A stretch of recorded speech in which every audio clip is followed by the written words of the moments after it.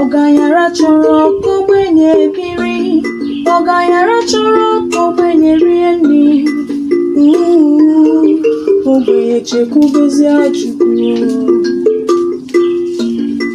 N'uche Chukwu abụzi ka ya eme, n'uche Chukwu abụzi ka ya eme n'ụwa, ihe soro n'iro ya si arịbazi ya. Ogbenye bebe, oganyara nwụrịba, ogbenye nwụrị oganyara jebe ya soro ya, mana oganyara nwụọ, ogbenye abịabebezi akwa. Oganyara chọrọ ogbenye biri, oganyara chọrọ ogbenye rie nri, ogbenye chekwubezi Chukwu. Ọ dịrị m mma ya dịrị ibe m, ọ dịrị nwoke mma ya dịrị nwanyị ma, na-anọkwa m n'ebe bere ugo bere. Ọ dịrị m mma ya dịrị ibe m, ọ dịrị nwoke mma ọ dịrị nwanyị ma, ụkwa na-asa anya nna m n'ịga dị. Oganyara chọrọ ogbenye biri, oganyara chọrọ ogbenye rie nri, ogbenye chekwubezi Chukwu.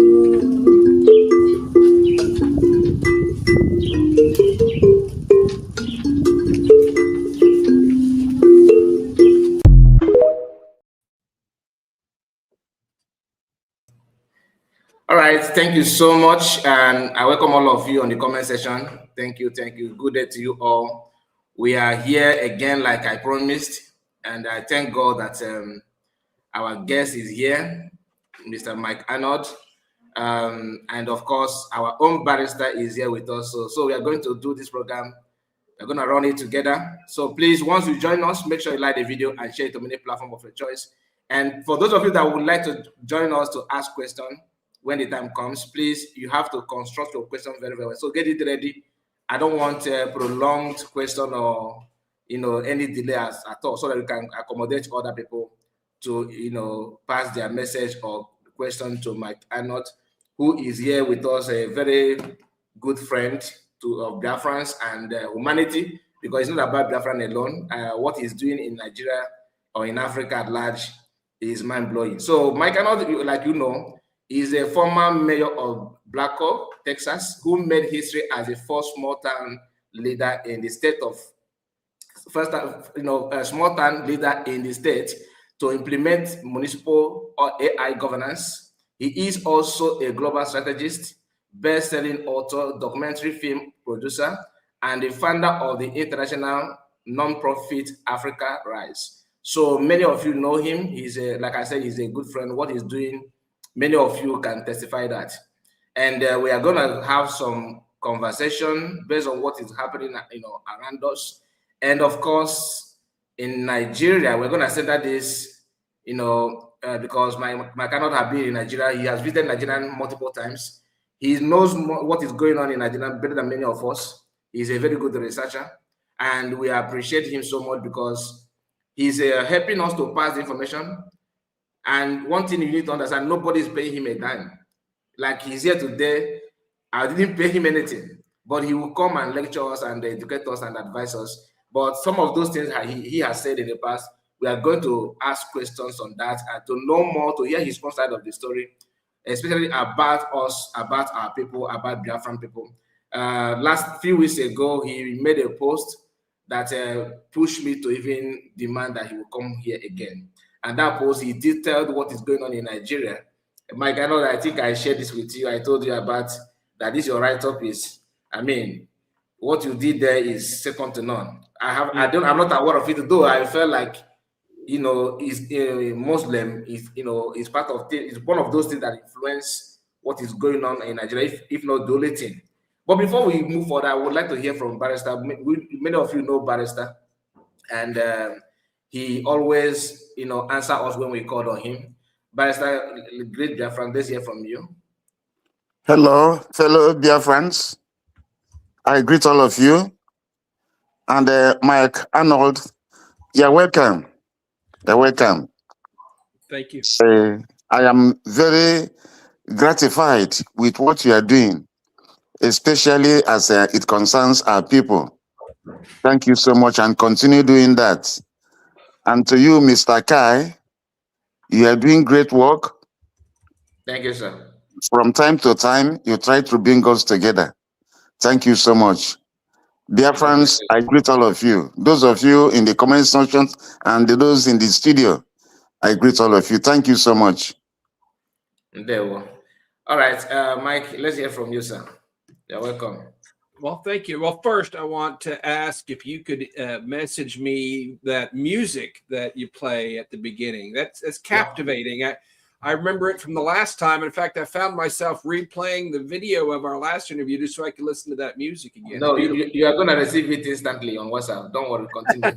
Thank you so much. Oh, it really is beautiful. And so, yeah, thanks for sharing that. It's good to be here. A lot to talk about. This is a very critical time. If Trump is going to intervene, which I think is something that would be very helpful, if he turns away, it's very dark. But he just signaled over the weekend that he's going to declare victory. For what? I have no idea. But we need to make a lot of noise real fast around the world to get this back on track, or we're in some trouble here. All right. I am also surprised that he said something like that he had defeated, he has stopped Christian genocide. I don't know. What is your take what is your take on that? Because that statement, I don't know why he says so. Is there anything going on that we don't know? Yeah, whatever's going on there that we don't know can't be good. Because first, we know he's surrounded by corrupt, conflicted advisors, and maybe some people that mean well, but they just have no idea and they're shallow. They don't know the depth of it. And in that environment, $10 million at minimum of lobbying money goes a long way. And that's not bribery. What it is, it controls the narrative and environment. It's like a bubble around the decision makers. And they do that very well. And so I think they're underlying this is a national security interest. Trump specifically has been led to just target ISIS, and because they are a threat, global threat. But I don't think that he realizes there's 8 black flag groups at least operating in Nigeria, that the Fulani militia, not ISIS, are the ones that are conducting most of the genocide. And that there's a much bigger national security risk at play here than just some ISIS cells. So yeah, the strikes were good from one perspective. They hit ISIS pretty hard, but they are not going to end the genocide. If anything, if he turns around now, it's going to get a lot worse. So if you look at recent history, at what has gotten him involved, a lot of us were trying to raise awareness about these issues for a long time. But it was Bill Maher and Ted Cruz in September started talking about the Nigerian Christian genocide. It became part of the narrative, and then Trump steps in and says he's going to look into it for CPC. Then my press conference in October, the earth-shaking press conference that Reno Omokri put together, that flipped the narrative. That got more than 3 billion impressions in 72 hours. And it was a few days later that Trump said he's going to come guns a-blazing. And then earlier this year in April, I did another briefing and it went viral. Rabadu flew over and Trump bombed Nigeria again. So he responds to narrative. We had a catastrophe last week in Washington. This coalition group that's been coming together all of a sudden flipped into a Tinubu promoting enterprise. Imagine that. And they did this gala giving each other awards in the middle of a genocide for what? I really don't know what it's supposed to be.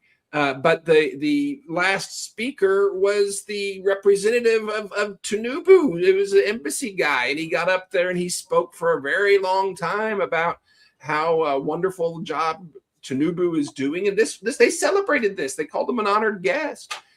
And 3 days later, Trump comes out to declare victory. Those have to be related. He realized, well, these people, there's no voice anymore that's telling, saying otherwise. They're celebrating, the partnership and the progress. So he came out and declared victory 3 days later. We need to make noise, and we need to make noise now around the world, and get this narrative back onto the truth, or it could be a very, very dark time. So are you saying that that your interview influenced the Trump decision for that all gun go blessing, like you said? Is it the interview, the air-shaking interview that you did, when with the issue about Renan mockery? Are you saying that influenced also? In Washington, they say that's what got Trump involved. Was that not necessarily specifically me doing the press conference, but that if you track it, it was, people were talking about it. There was a lot of skepticism. From that point, within 72 hours, it got 3.2 billion global impressions. And the global narrative flipped overnight from 70% denial, 80% denial to 70% affirmation in 72 hours. That was a major narrative bump. It was trending. It was everything. And then Trump stepped in. And declared, CPC, and said he's going to come guns a-blazing. That was everybody in Washington at the highest level says it was a direct reaction to that press conference. And I'm not taking credit for it, but that's the reality. I understand why I asked you this question, because I know some people that are taking credit of that. They are taking credit. They said that because of what their lobby is doing in Washington D.C., that is why that ongoing blessing in US, Donald Trump said that he's going to take action in Nigeria. They said that because of their lobby, people that are paying in Washington D.C. and their visitation and the handshake with congressmen, that is why Trump made that decision.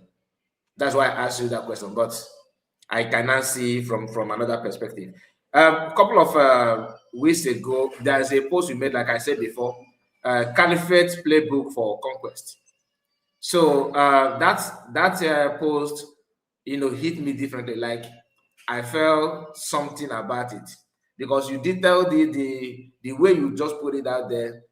I don't know about other people, but is superb. That's one of the best articles that I've ever read from you. If you ask me to rate, that's number one. And I wish I would encourage other people to look it up, go and see if you can just help yourself, because that is very, very educative. Very, very educative. Maybe you would like to say something about that write-up. Do you mind to throw more light on that? Yeah, the enemy is the ruling elite of the old Sokoto Caliphate. That is who carries the prophecy of the Mahdi. Dan Fodio founded the Caliphate to be the platform for the Mahdi. That's in all of his writings. It was well known, and it's still taught. He's still revered. His gravesite, they call it like a mini Mecca. They actually go on pilgrimage to his gravesite. They teach his writings. And he said he was preparing the platform for the Jihad Messiah. The end times now being Sunni inclined, that's not the 12th Mahdi. The Shiites, the Iranians, believe there's that the Mahdi is hiding in a cave, and he has been for 800 years. That's not the same group. The Sunni is the 85% of Muslims believe that he's still to come. And that time frame that they believe he's going to come in is we're in the century. And my understanding is the Sokoto Caliphate is the last caliphate on earth that meets the prophetic description. That's certainly a predominant way to interpret the prophecy.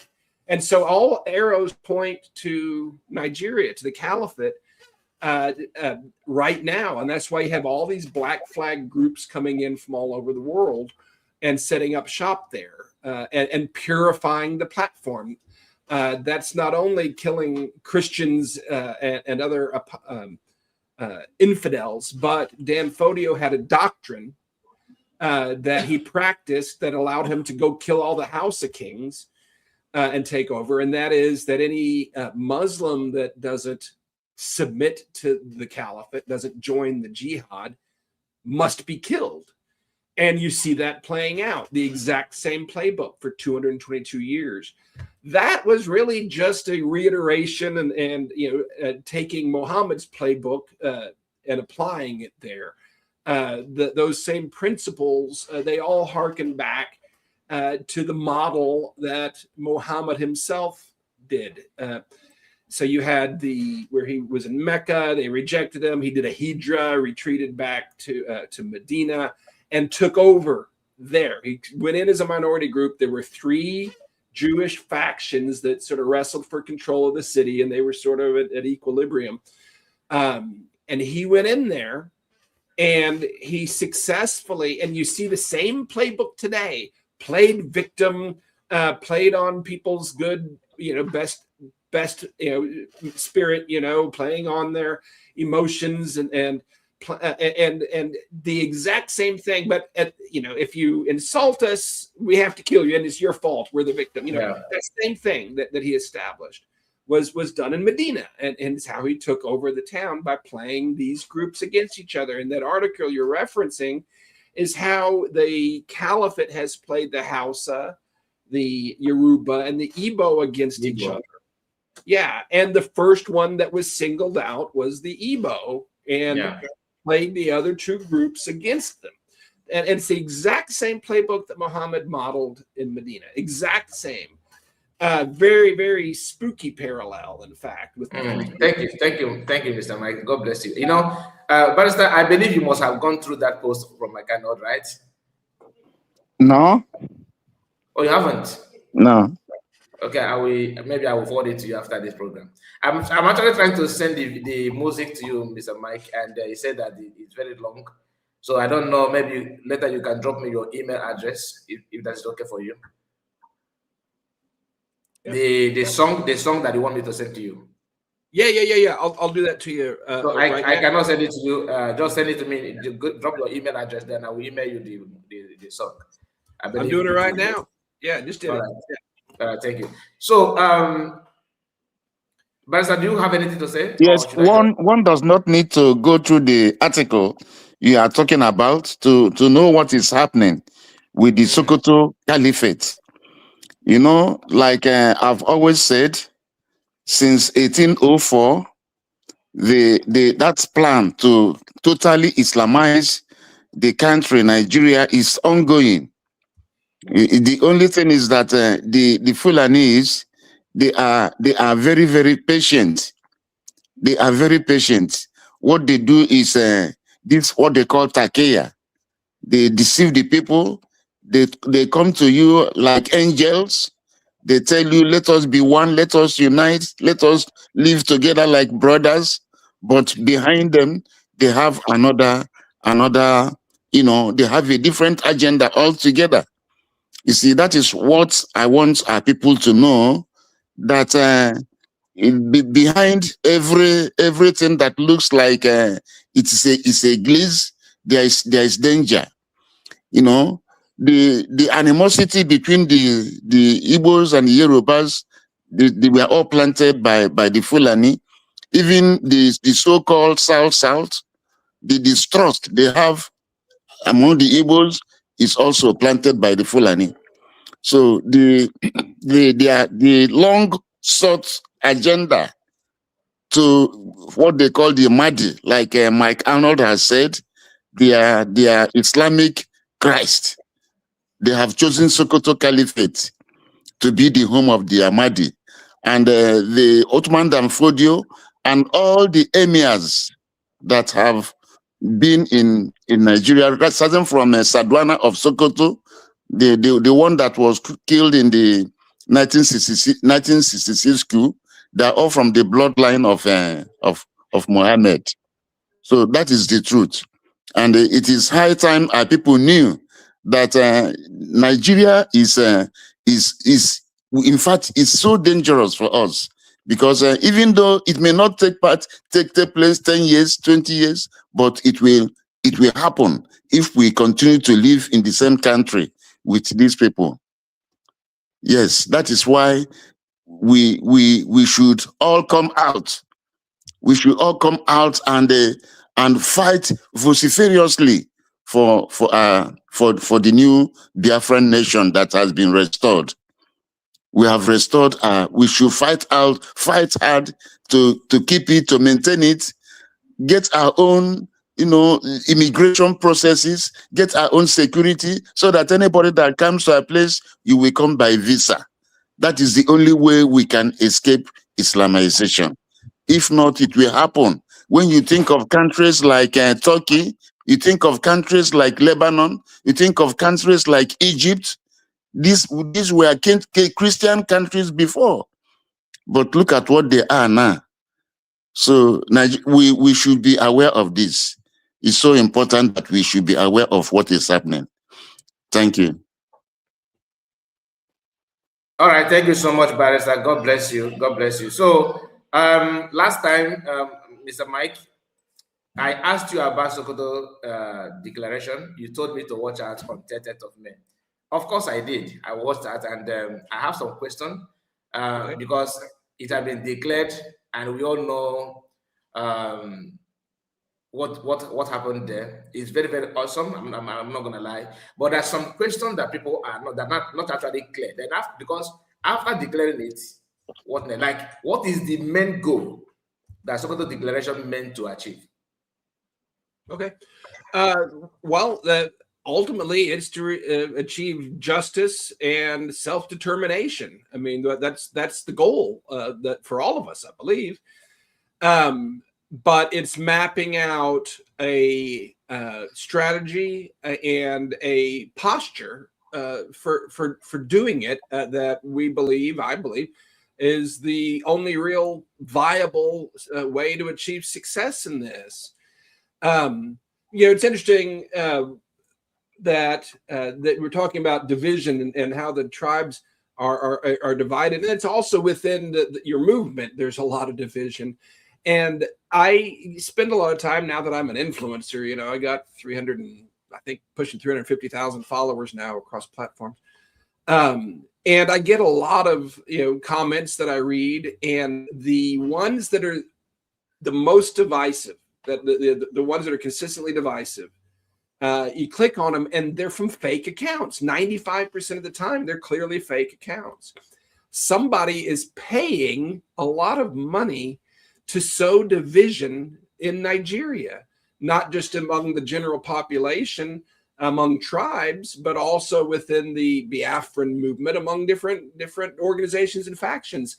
They're fake accounts that are dividing the country and the movement.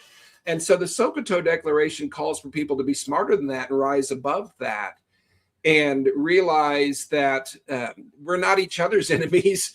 There is an enemy, and it's killing all of us. And we need to reach across tribe. We need to reach across region. We need to reach across religion and stand together, not so that we can restore the British contraption of Nigeria, but so we can pull down the evil, pull down the darkness, and then have freedom to have a new constitution and self-determination where the regions can decide whether they want to join or not. That is the referendum I was asking for, but it's the way to get there that the world can get behind and that can be effective. You're not going to be effective if you remain isolated and you throw rocks at each other. The only folks that win when you throw rocks at each other, whether it's Igbo to Yoruba or whether it's iPod to Bergie, whatever, the only people that benefit are the caliphate and the government. So stop throwing rocks, work things out biblically, in private, but approach this in a unified way to pull down the evil, and then everybody can go their separate ways. That's right. It has to do it with nonviolence too. Not only is that the righteous thing, but it's historically, it's twice the effectiveness of doing a violence. So nonviolence is the strategic and the morally the right way to do it. Violent self-defense is a right, no doubt about it. But this cause needs to be advanced righteously to establish. I love that part. I love the part of self-defense that you said that is right. I'm coming to that because let's just focus on a little bit on this Sokoto Declaration. So one of the things that people talked about Sokoto Declaration, is that you made mention of, Nigerian Constitution and how they are signatory to some of those laws like African Charter of Human Rights, of Self-Determination, and other things that comes with it. But we all know that the leaders of Nigeria don't obey these laws, that they don't care about the Constitution, they don't care about what they're signatory to, they always ignore it. Look at what happened to Mazi Nnamdi Kanu. Even though to repatriate Mazi Nnamdi Kanu, because to me, I see that as a kidnap. What happened to Mazi Nnamdi Kanu? So they forcibly took him back to Nigeria. They didn't follow the normal procedure, or if they want to, do that kind of arrest, there's a way to get it done. But they don't do that. So we all know that these guys, they don't follow Constitution, they don't follow law. So what do you think that Sokoto Declaration, because one thing is about to declare something and expect a result. So after that Sokoto Declaration, what happened next? Do you think that will make Nigerian government to start changing their pattern of rules, or start obeying their own law? Because they don't obey law, let alone international law. So yeah, what is the intention there? Yeah, those something like that is really it's a foundational document that serves one for the historical record. Here's a man that they call a terrorist who is calling passionately for nonviolence and unity. And that's a very strong foundation. You want that in the public domain as with that level of gravity attached to it, that this is not just a post. This is a serious thing. And a lot of people revere Nnamdi Kanu as a prophet, as a leader, as a bold person. And having him state this again, it's a foundational, almost philosophical document that will take time to filter and process through, but it can never be moved. It's there. It's chiseled in stone, and so it didn't expect it to be a viral thing. That's not what it's for. But it's the kind of thing that like a seed that grows over time. That's the idea, and to bring unity and to bring peace and to bring success ultimately. So consider it like a blueprint that's on file and it's there, and refer to it. Live by it because it's the way. Okay. We have Barrister here, and Barrister, do you think Nigerian government are following those international laws? And what do you have to say about it? Yes. Yes, Nigerian government, usually if Nigeria were to be a country that obeys the rule of law, Nigeria would have all the international charters Nigeria is signatory to. All of them would have been operative in Nigeria.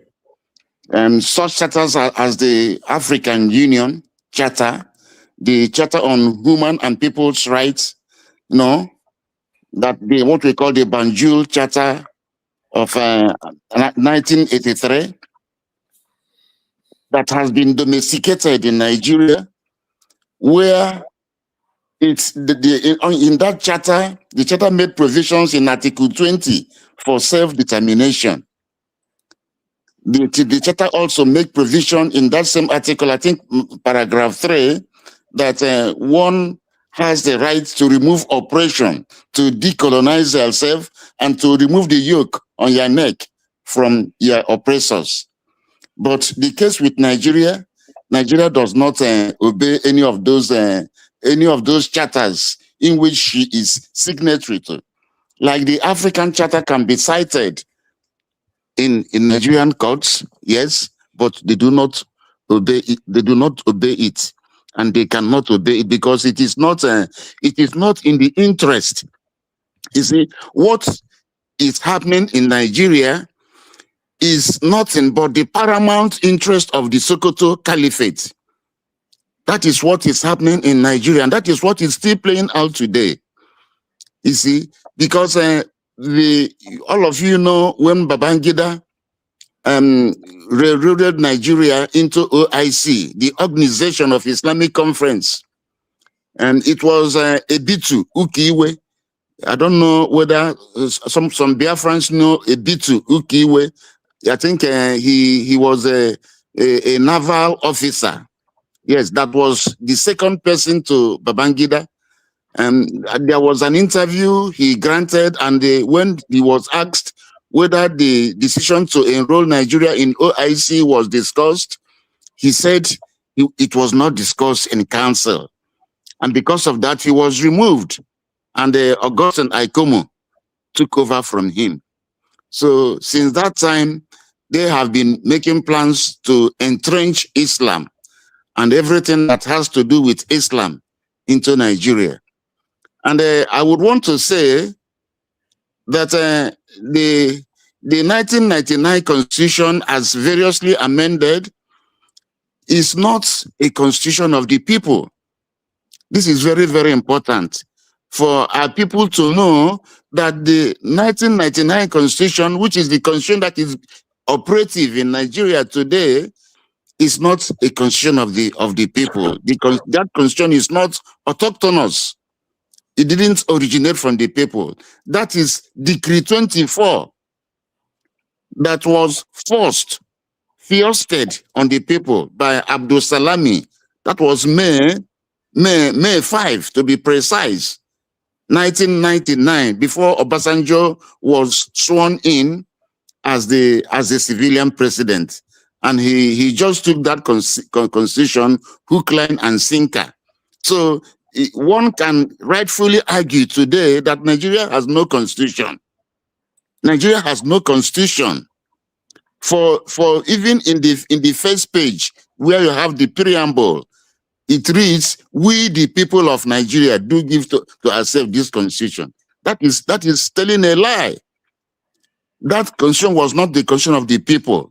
It was an imposed constitution.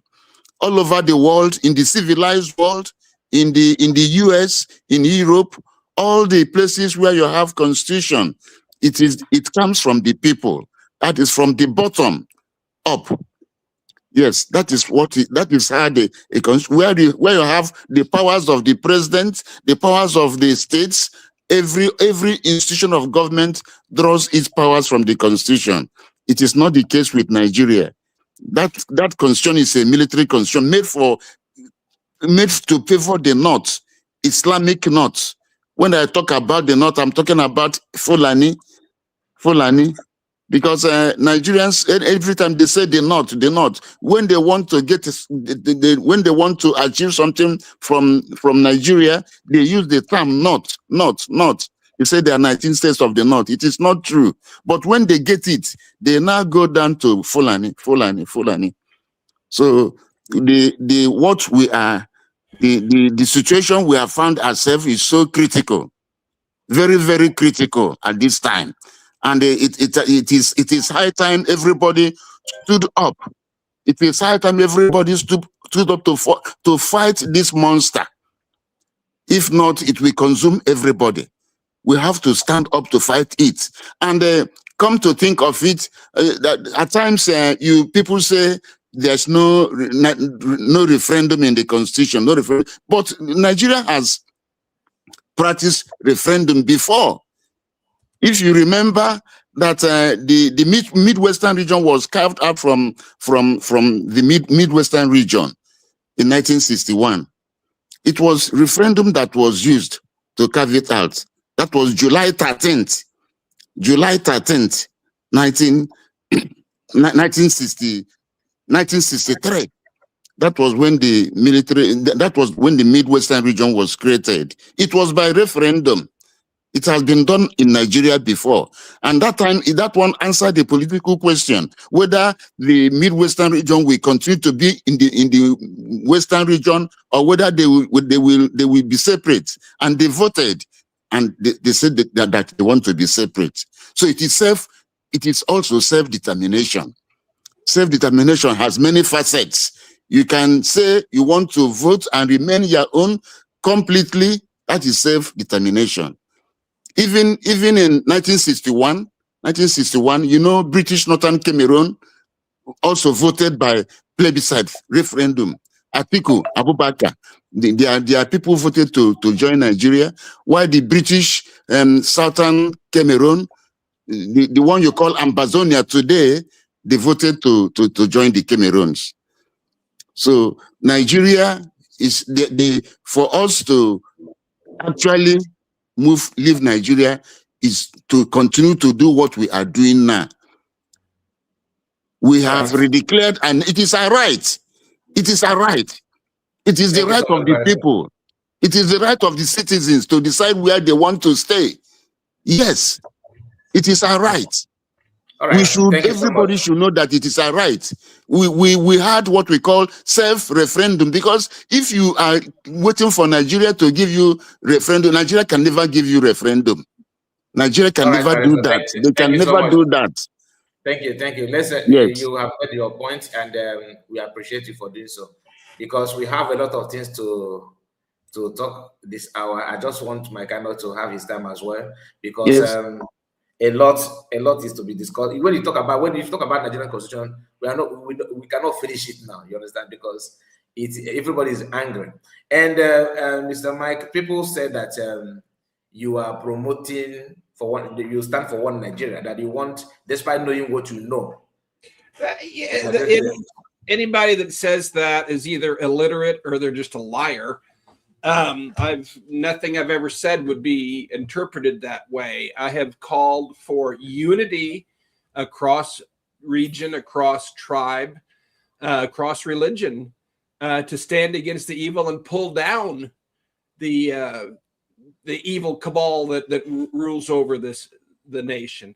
And I've called for when you say unity, is it to unite everybody in Nigeria, or unity? Let me understand that part. Anybody with a conscience and with a soul that's a victim of this ruling elite, the ruling elite have power because the people are divided. And so if you can stand together in purpose, saying, look, we have differences, we're not trying to be best friends, but this group is trying to kill us and we should stand together to stop them. That's what I'm saying. You need to stand together or you will hang separately. I mean, that's just the way it is.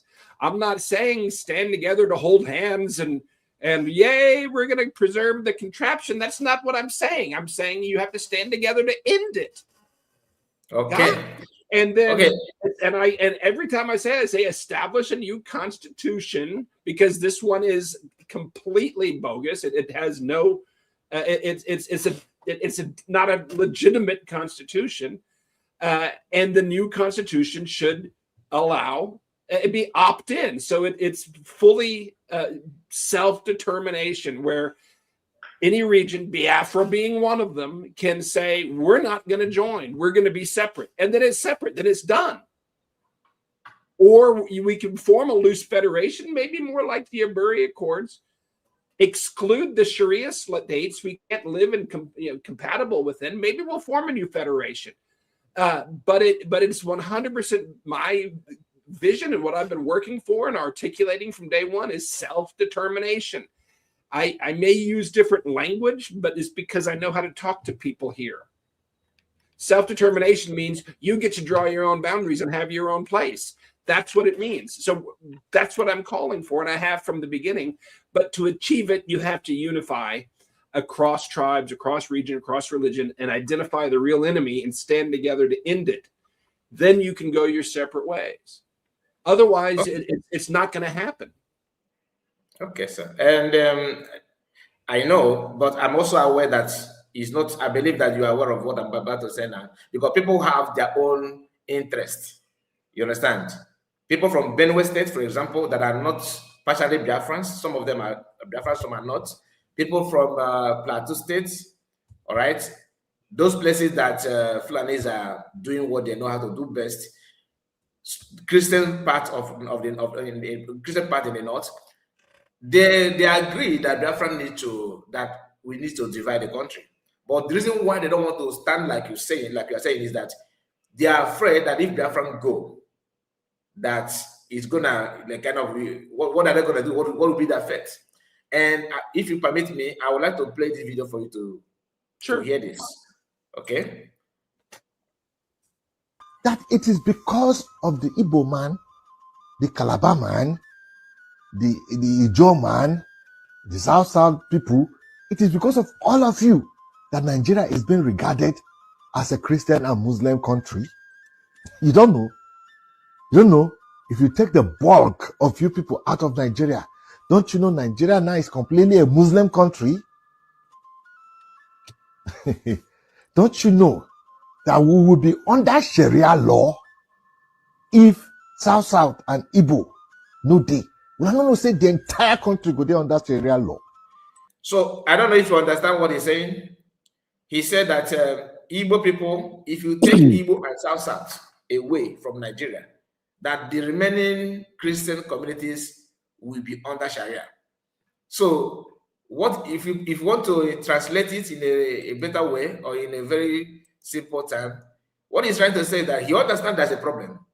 But this problem, cannot be solved if Igbo people go and South go, because the minority tribe that are Christian communities will be trapped under Sharia law. That Nigerian is being considered as a Nigeria the way it is today because Igbos and South are involved. So what do you have to say about that?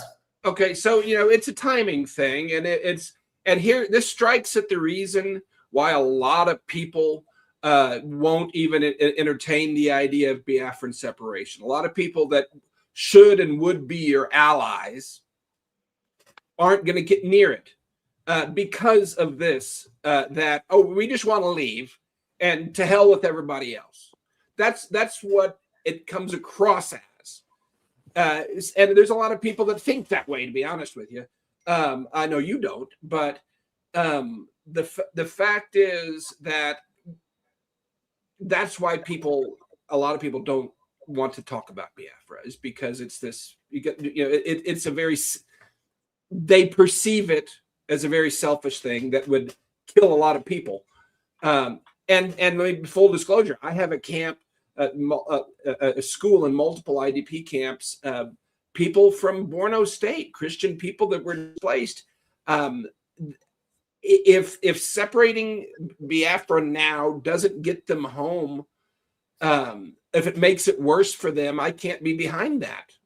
And so that's what and that's why no government is going to look.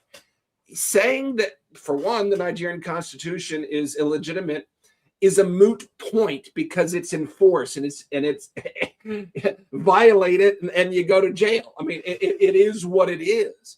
Also saying that, Biafra has the right and has declared, if it's not recognized, if you can't go and enter a country with a Biafran passport, it means nothing in reality. Okay, it's about manifesting that in reality. That's the challenge. Okay, you can talk about it all day long.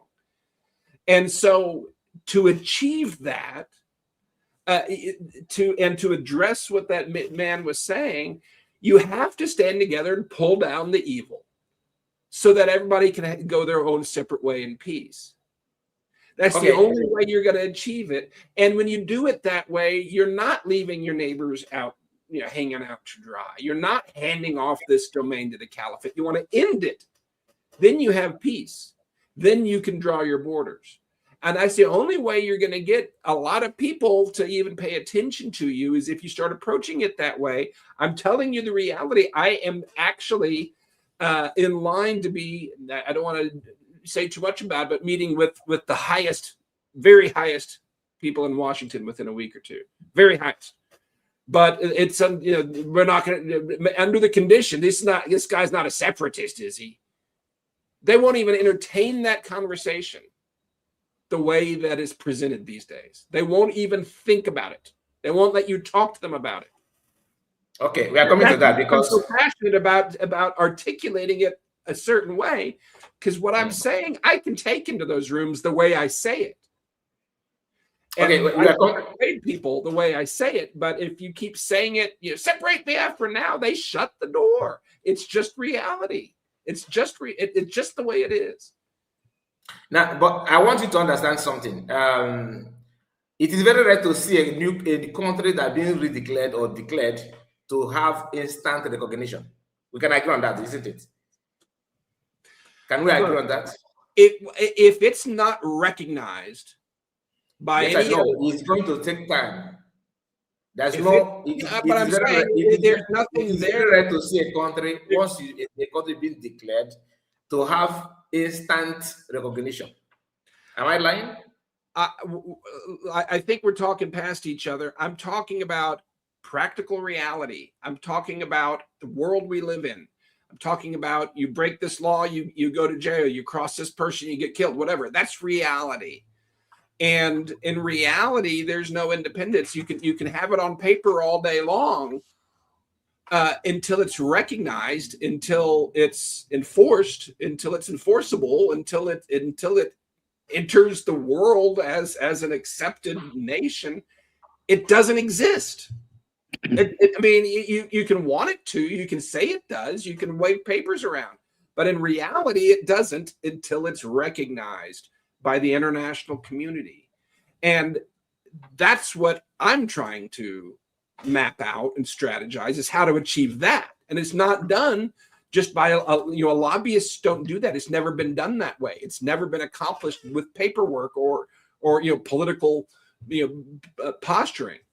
Not in this kind of situation. It has to be done with a broad-based movement, uprising, nonviolent, narrative war. I mean, it has to be done in a very broad-based, unified way if it's going to have success. That's just what history shows us.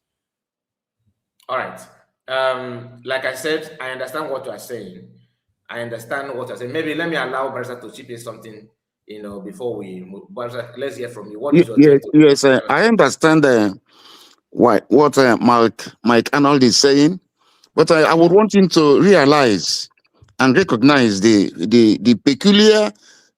peculiar situation of Biafra, particularly the Igbos in Nigeria.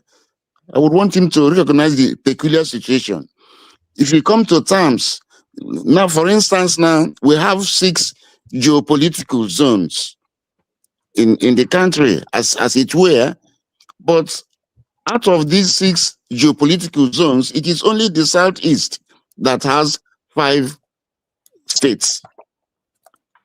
Only the Southeast that has 5 states, and all these other states you are talking of coming together they all kept quiet. None of them is saying this thing you are doing to these people, that it is not good. They all kept quiet because they like it. They like it. Okay, look at the Northwest. That is Sokoto, Katsina, Kaduna, all those KB. They have 7 states. 7 states in the Northwest, 7 states.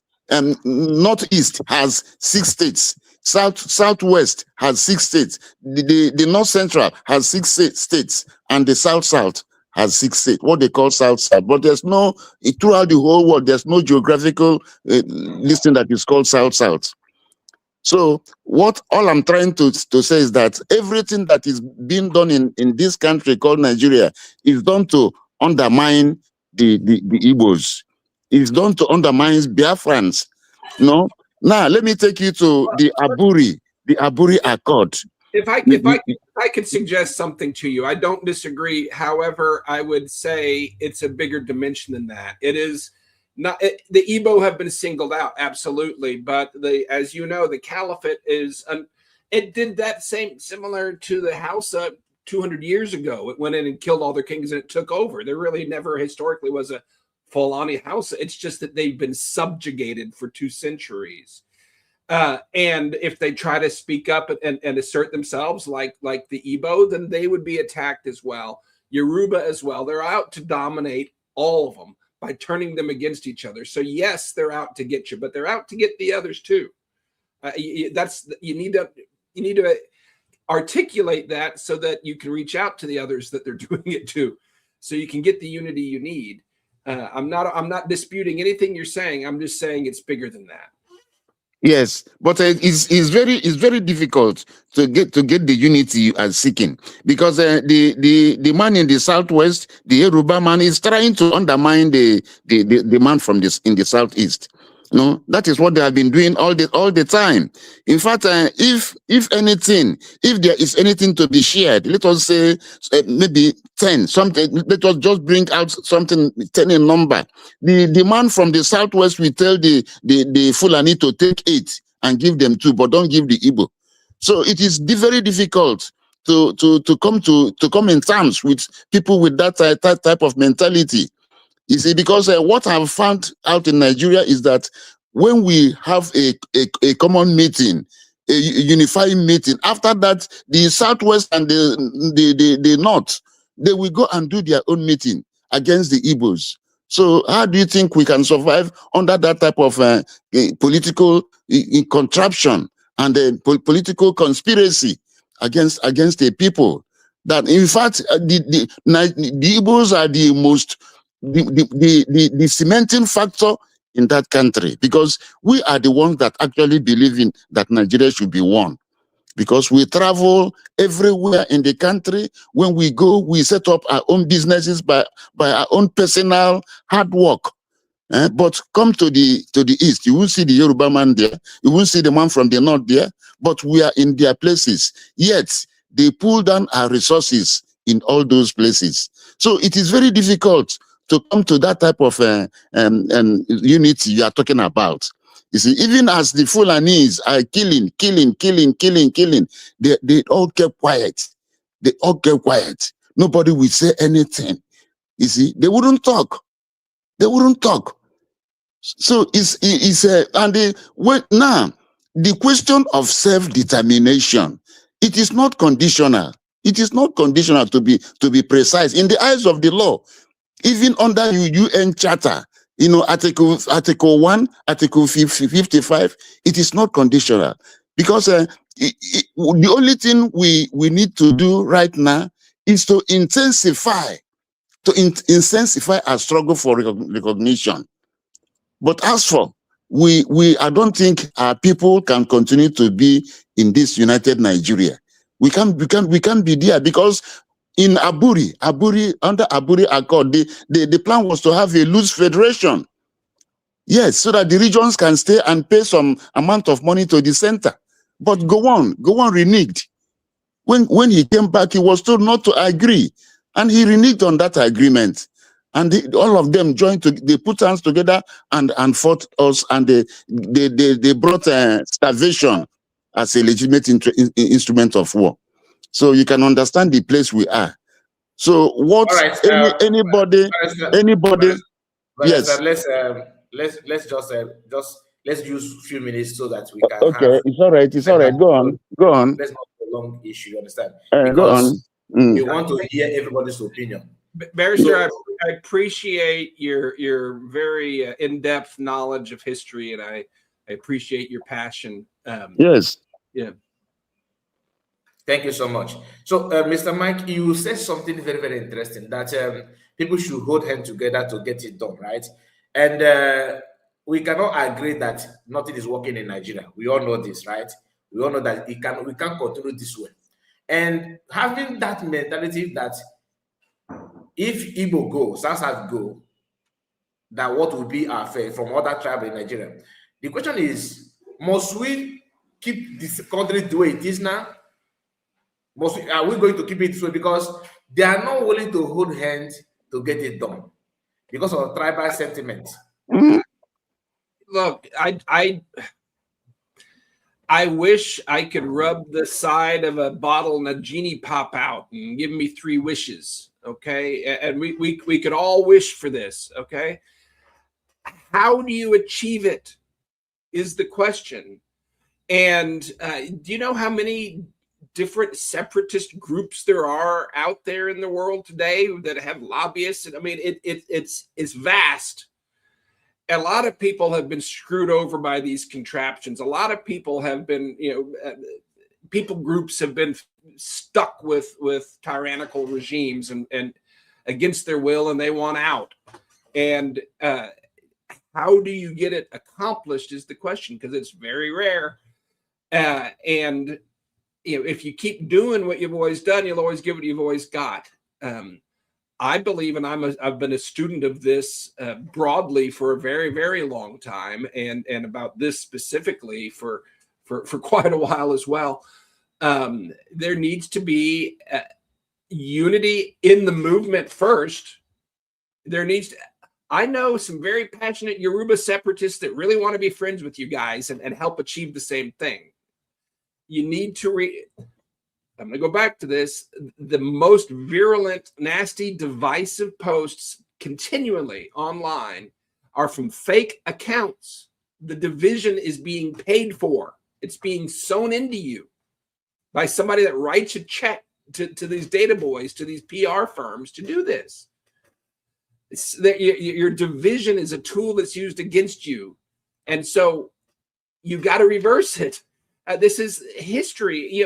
The U.S. colonies that achieved independence in 1776 were very, very hostile to each other in many instances, very different. You had very strict, devout, anti-slavery colonies, and you had slavery colonies and other different sources of division. They were not a bunch of happy people that got together and held hands. If you read the minutes of their meetings, they attacked each other in private. And they really jockeyed for position, and they fought each other, but they stood together when it counted, declared their lives, their fortunes, and their sacred honor to fight against the tyranny. The same roots of tyranny is the same British Empire. And they were able to achieve it by standing together. And, a century later, they fought a civil war and killed millions because they were that hostile to each other. But for a moment in time, they were able to stand together and achieve independence.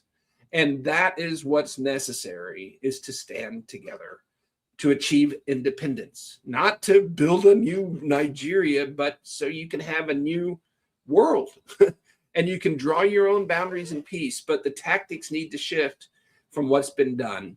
And it needs to, and going back to your first question about the Sokoto Declaration, that's not just scribbled down. That is a very reasoned, thought through, seasoned piece that Nnamdi Kanu himself participated in and put his name on as a historic document from his plight in prison. It's an important piece of writing. Read it. It is the way to achieve what you want.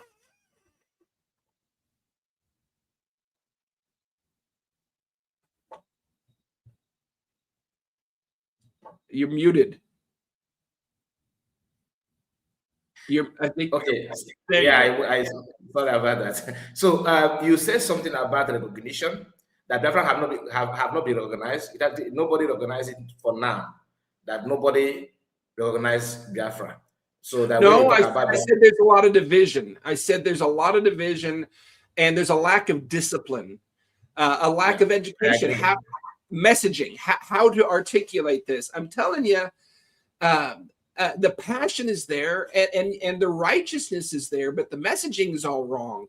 If you just keep getting on somebody's page, I'm telling you, I'll post a picture of my dog or my grandkid's birthday, and I'll get 20 people to hop on there and say, Biafra now, Biafra now.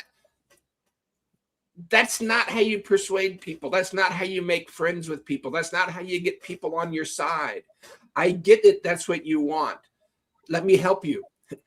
Learn to articulate better. Learn to build relationships with people. Learn to tell the story better.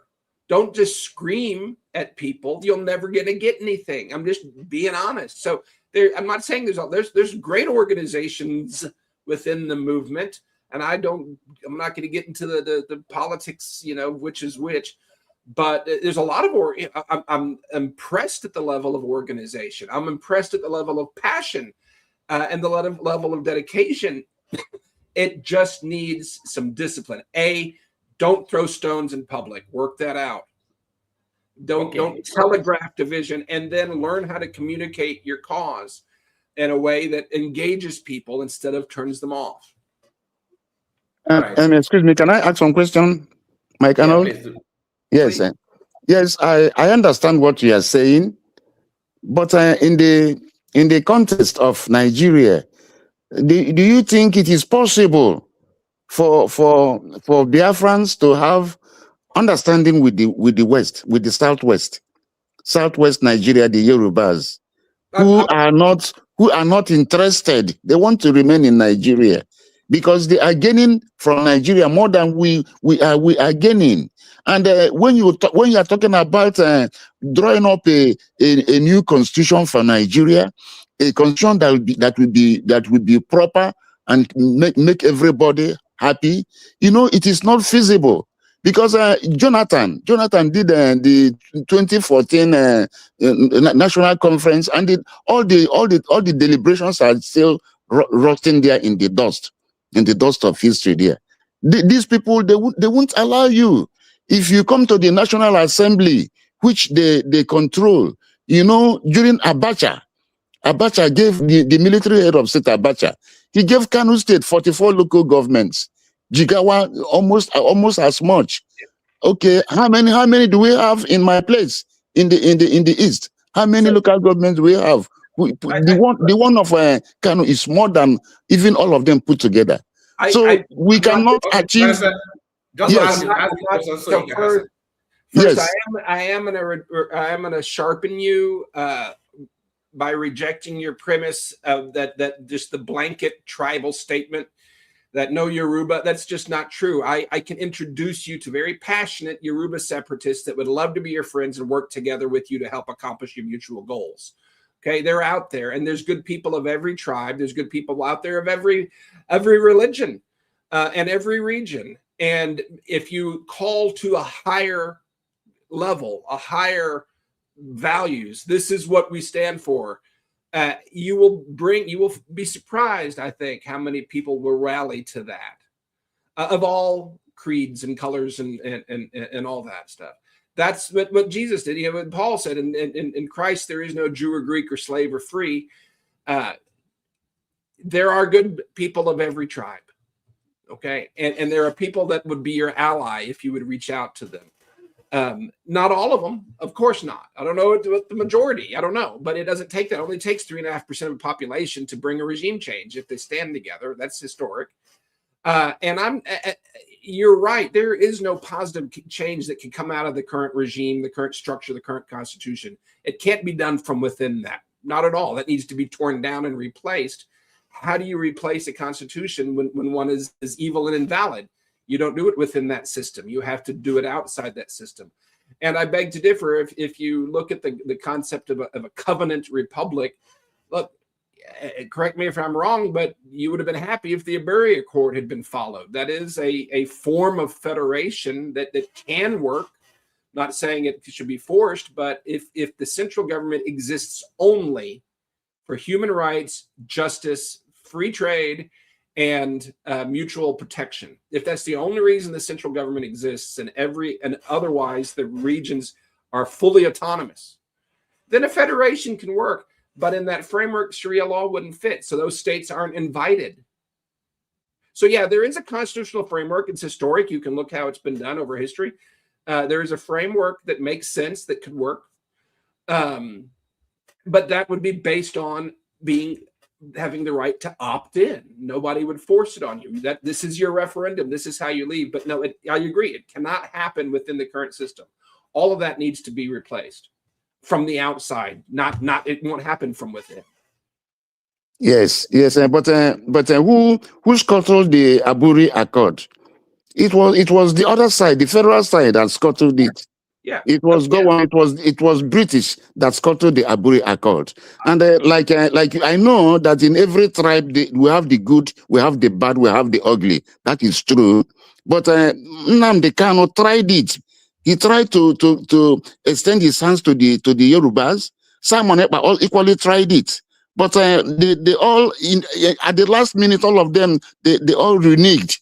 They all just pushed away because they have this interest in their brother who is the president. You see that we have a very peculiar, difficult situation. We the Biafrans are in Nigeria. Like I've told you, imagine a situation. Not even in spite of our population, we have only 5 states. When they come, what we call gerrymandering, they cut off part of Igbo land. They carve some into Benue State. They carve some into Kogi, and they carve some into River State. All because they want to undermine us. All because they want to make us to look little, look small, when we are not small. So you see that we have a very difficult challenge, because the people in the West that will in the Southwest that will want to go with us, they are very few. Well, They are very few. Let me interject, because history shows it only takes 3.5% of a population if they stand together. And I guarantee you can find more than 3.5% of Yorubas who are eager and would be happy to stand with you to pull down this evil regime. I guarantee you that you can find that. It's going to take work, but historically, you can look it up. 3.5% of a population, if it's sustained and organized and principled, can bring about a regime change. I'm not saying bring everybody. Find your 3.5%. If you can get 5 or 10%, you're even doing better. They're out there. I guarantee it. I know them. I know some. That would be very difficult to agree. I'm not gonna lie. That would be very, very difficult to accept. But anyway, let's forge ahead, because that's what is, Mazokano had across the Niger. I think Easterners, let me use the word Eastern, because even politicians, Igbo politicians got involved in that, across the Niger handshake that took place a couple of years ago, and nothing happened. So the idea of, because I believe we know ourselves better than you, Mike Arnold, because when it comes to Yorubas, Hausas, and Igbo, I believe, I'm not trying to deny what you said, but I just want to let you know that our character is, we can tell what, we can predict what one can do. You understand? So at the end of the results, to achieve it, we may join together. Okay, let's go. We are here together, 9 minutes. They will change their mindset. You can, for example, the recent one is 2023 general election. Before the election, a lot of Southwesterners are very busy clapping for Obi. 9 minutes, what happened? You don't understand? So I'm just saying, but let's just. Hey, freedom isn't free, and if this was easy, it would already be done. I'm telling you the way. I mean, work harder, try harder, search deeper, be smarter. But if you always do what you've always done, you're always going to get what you've always got. This isn't a foregone conclusion, and there's a lot. You're trying to accomplish something that for most of the world would be impossible. I think it's possible, but it's not going to be easy. So I'm not disagreeing with you, but I'm telling you that what's necessary. I mean, tell me, study history, study world politics, study these things, and tell me if there's another way that you're going to get what you want. And again, I would venture to say, if you read the Sokoto Declaration, Nnamdi Kanu tends to agree with me on this one. So, I mean, that's what it is what it is. I'm not telling you what it is.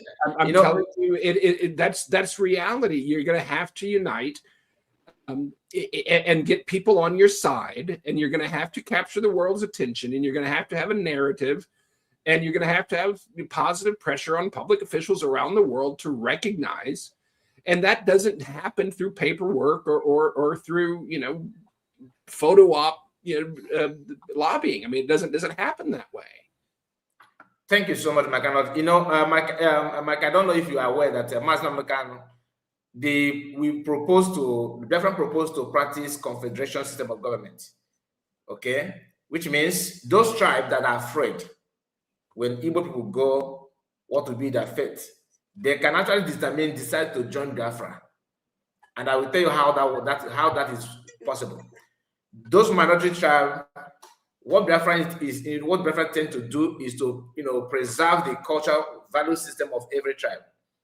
Because as of today, in Biafra, in eastern part, in eastern region, we have some tribes that are not Igbo tribe. They don't speak Igbo language. Do you understand? No, so I understand completely, and that's what I'm saying.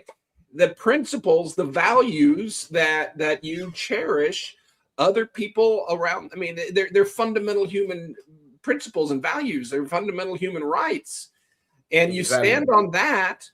And everybody wants. I guarantee you, if you articulate it right and stand you'll have Fulani joining your cause. But it's not so you can leave; it's so everybody can achieve those human rights. It's so everybody has those rights. You don't. That's what I'm saying. That's what I'm saying. We're saying the same thing. I'm saying you have already. What I'm saying is that because of that system of government, which is confederation, it will enable you, even though no matter how small you are, to keep your language, keep your value system, your cultural system, everything will be intact in United States of Biafra. Meaning that you can decide among yourself to be part of this government, which is Biafra. Then you maintain your language. You will be encouraged to use your even native language to teach your children in school. While they also, of course, learn English language, which is gonna be, national language for everybody to communicate each other. We are not gonna force Igbo language to you. Nobody's gonna force Igbo culture to you. But in Nigeria, you will see it going because Fulani want to also introduce their own way pattern forcefully, using jihad and all that. So I think it's time for you, people like you, to remind those other tribes that Biafran cause is not about Igbo. It's about every tribe that wish to be free. That this is your culture that you're afraid of, this is your religion that you're afraid of. You can actually practice in Biafra. If you among yourself decide to do that, because Nigeria is going to allow you, they're not going to allow you to, vote like referendum. Yeah, so I mean, we're basically saying the same thing. I'm articulating a little different, but and that's what the Soka Declaration is about. It's not written just to Biafrans. It's written to everybody in the world, but everybody within the geography that's called Nigeria today. That's who it's written to, and it's calling to these principles. It's calling to these values. It's calling to the vision that you want to achieve. But it's offering it to everybody that participates. Yes, and not just you don't have to cross the border in Biafra. Let's get it for all of this country. And then you can have your own area that's yours. You be free. That's what.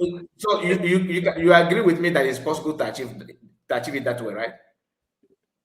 I'd say that again. You agree with me that it is possible for that to be happen? Like those people, those tribes are afraid. Yeah, from what I understand, you said, when you articulate it as fundamental human rights.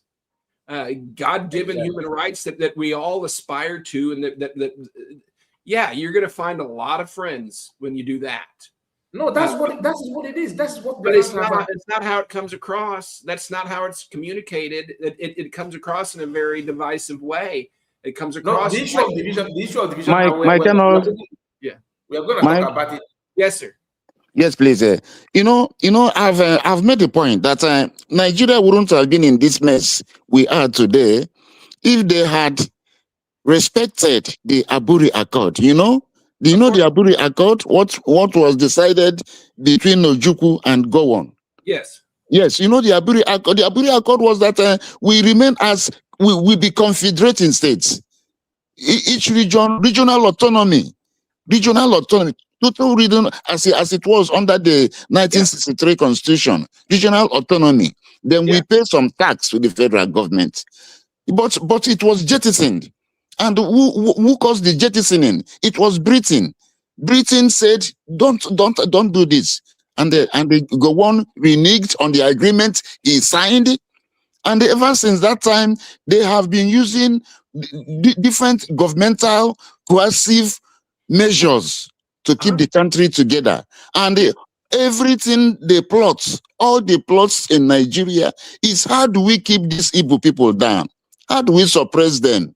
So That is the mission of the each successive federal governments of Nigeria, because all of them take the control, the agenda of the Fulani Caliphate. You see, even as at today, like these things you say that there are so many platforms that are not genuine. It is being sponsored by Nigeria, the Sokoto Caliphate. Yes, right. they are the ones that are showing this division you are seeing. So I appreciate your knowledge Yes. of history, and I appreciate your analysis, but the question remains: what are you going to do about it? Because the British are still have control. The U.S. I mean, it's just identifying it, talking about it is necessary. But if that, what's next? How do you? The British still have control over Nigeria. Yes, so yeah. So what? Yes, they still have. Even though they do it subterranean control over Nigeria. What yes, are you going to do about they still have. So what I'm saying, we can't the US can they supervise? Can they supervise? What would they? Can they supervise? You're talking fantasy. Can how they would you compel them to do that? They're not just going to say, "Okay, we'll supervise." You have to compel them. First of all, the United States, nobody else cares. Most can't even find Nigeria on a map. They certainly, literally, you could line up 1,000 Americans, including office holders, and say the word Biafra, and they look at you funny. They don't even know what the word means. Okay, I mean, that's just reality. Why would they expend their political capital to go against the British and to do this? It's not feasible without massive public pressure and awareness. And otherwise, you're just, hope is not a plan. And right doesn't make, might makes right in this world. Unfortunately, you can be dead right and still be dead. So how are you going to achieve it? And I'm saying, if you want that, U.S. could do that. If you want them to do it, then you need to apply massive public pressure. You need to speak the narrative, and you need to drive it. You need to give them a reason that they have to do it. Otherwise, they're not gonna. So just talking about it and complaining about it does nothing. We are applying pressure, even though it has to be increased, but we are applying pressure. At least you are aware. Barrister, we have to manage the time we have. Okay, because, go on. I'm just saying it's not working. What I see, and I'm an impartial observer. Okay, I've waded into this, and I've really sought to understand it and listen, hear people out. What you're doing isn't working. There's no discipline in the movement. There's no training of how to articulate this. You have the organization. The elements are there. The passion is there. The historical knowledge is there, and the rightness is behind it. Yes. So you have. I'm not insulting anybody. I'm not intending to diminish that. I honor it. You are not. But you need an education. You need leadership that's gonna bring. Teach the people in the field how to do this, how to articulate this right. And you need a strategy for engaging the narrative. You need a media strategy. You need to be proactive with it. It needs to be mobilized, unified as one voice, and let it echo around the world. And that's not happening. I don't see that. No one's even trying. Everybody's just throwing rocks at each other and then screaming Biafra now. And you're never going to get anywhere doing that. And that's just what it is. So the movement needs to get its act together, and it's doable. But until it does, the unity must start inside the house. Why would anybody outside of your movement want to join it when? Let me tell you, if I align with one group, the other ones throw rocks at me. Why would somebody venture into that environment? You gotta. It's very dysfunctional right now.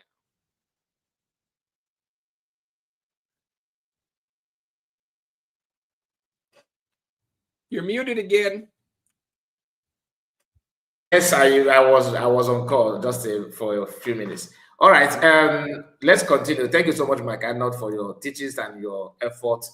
What you are doing is, I mean, it is not easy. We appreciate you for that. And Barrister, God bless you for your submission. Mike, there's something you said that, because speaking of unity, you agree that we have different, group and all that. But the truth is that, the truth remains that we know that you're actually working with, you are very close to Mas Namanukano's lawyer, Aloy Jumako. Probably you also know you know his brother, or no, I believe you also know his brother. I mean, Kano Takano, right? Please correct me if I'm wrong. I know a number of people in his circle. Yes. Okay. Have you ever discussed this unity with them? This is what the Sokoto Declaration is about. Yes, I know, but like one-on-one. Yeah. So yeah, absolutely. I don't get in, and I intentionally don't get into the internal politics of it. I want to be like a Switzerland where, hopefully, the people can come and I can help bring some unity, bring some reconciliation. I haven't thrown stones at anybody, even though there are those that throw them at me for no good reason. The frauds and the shysters have a good way of exposing themselves, and there's certainly some in this movement. But I think the bulk of it is just people who that just need some reconciliation. I think most of the movement is very well intentioned. But especially with something this old and it's been going on for this long, there's like in the body of Christ, there's different denominations, and the Baptists won't fellowship with the Methodists, won't fellowship with the Lutherans. Need to get past that. So you can stand together even within the movement. I think unity within the movement is going to be harder than getting unity from the other tribes, to be honest with you. But that's what's necessary. And I'm not going to get into any of the back and forth and he said, she said, and he did this and they did that. I'm not going to do that. It's not in a public forum. I don't think that's appropriate. I understand. It hurts your movement to do that.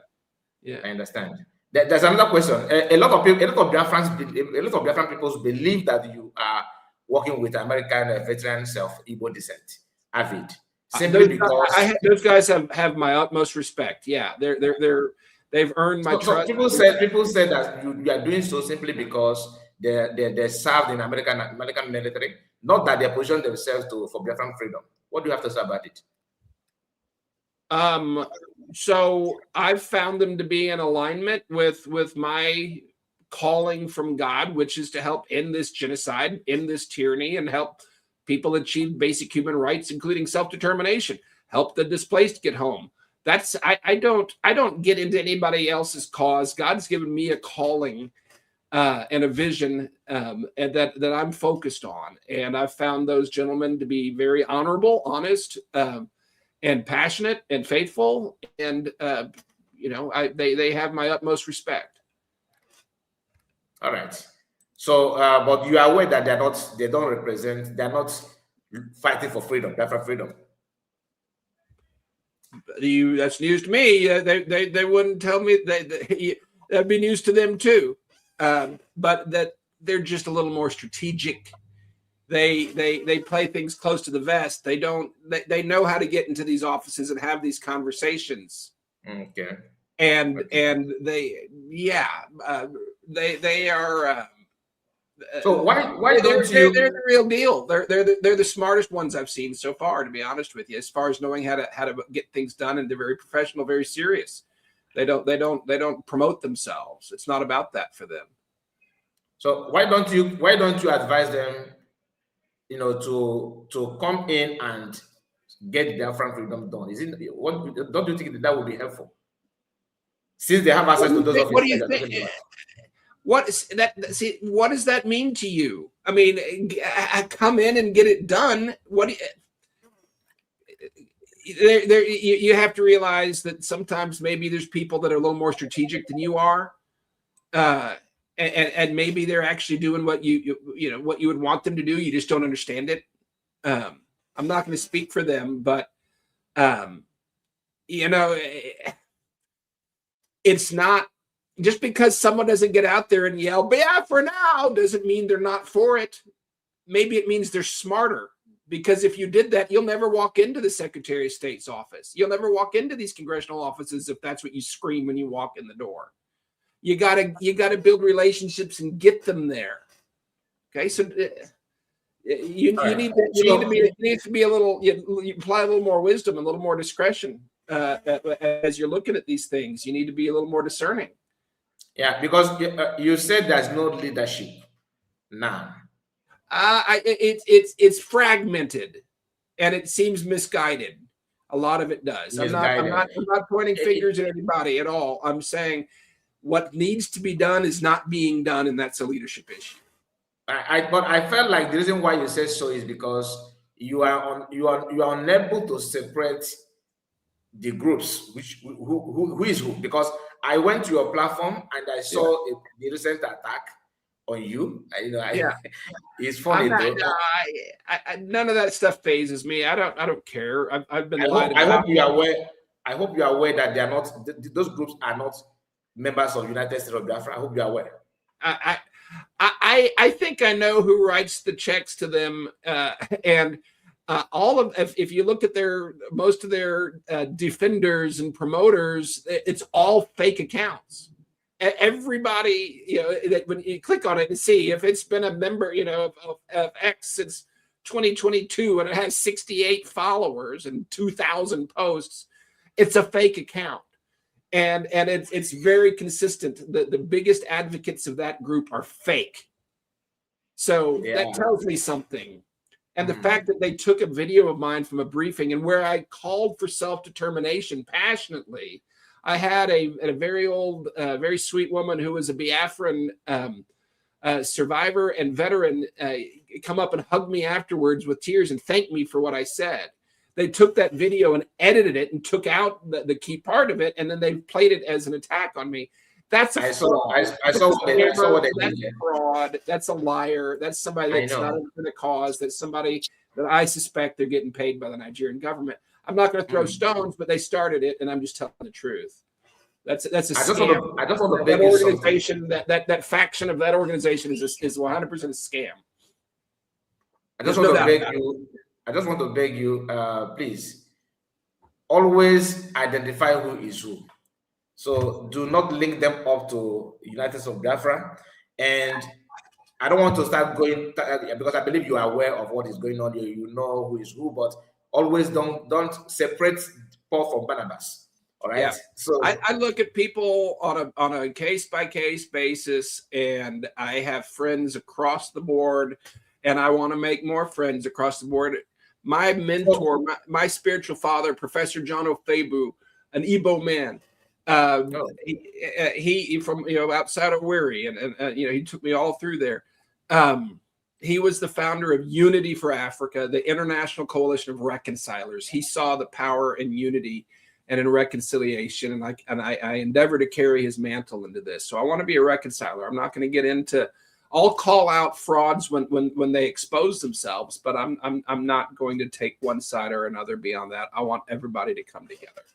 I understand. Amen. But, we are all human beings, so don't allow that to get into your head and begin to think that people hate you. Nobody hates you, to be honest. Oh yeah, no. There's just the liars hate me because I tell the truth. Scammers hate me because I point them out. But I don't take it personal at all.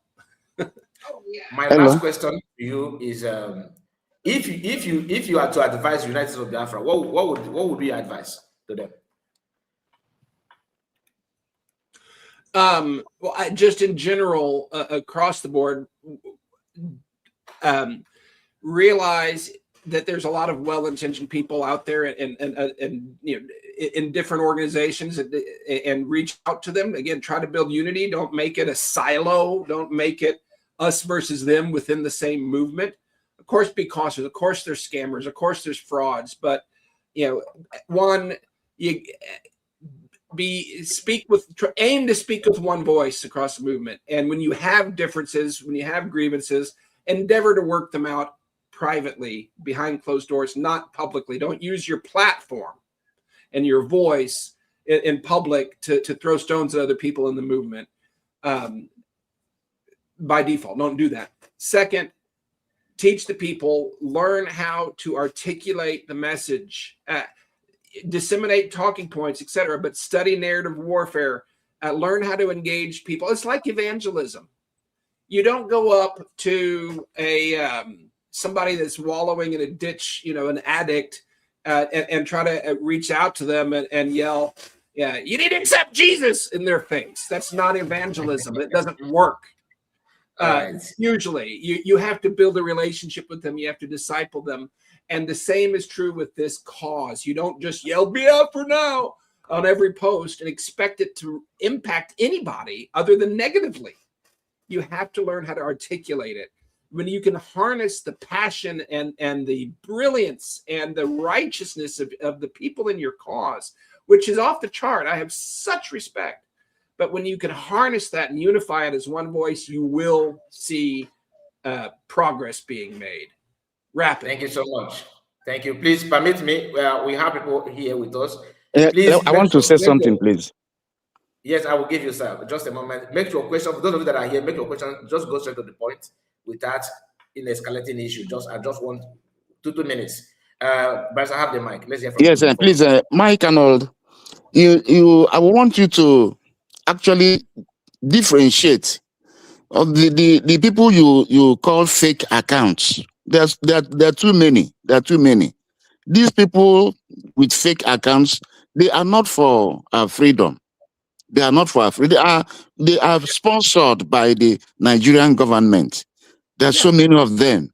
But so. the fact remains that Mazi Nnamdi Kanu handed the baton over to Mazi Simon Ekpa. I don't know whether you know Mazi Simon Ekpa, the one in Finland. Have you heard about him?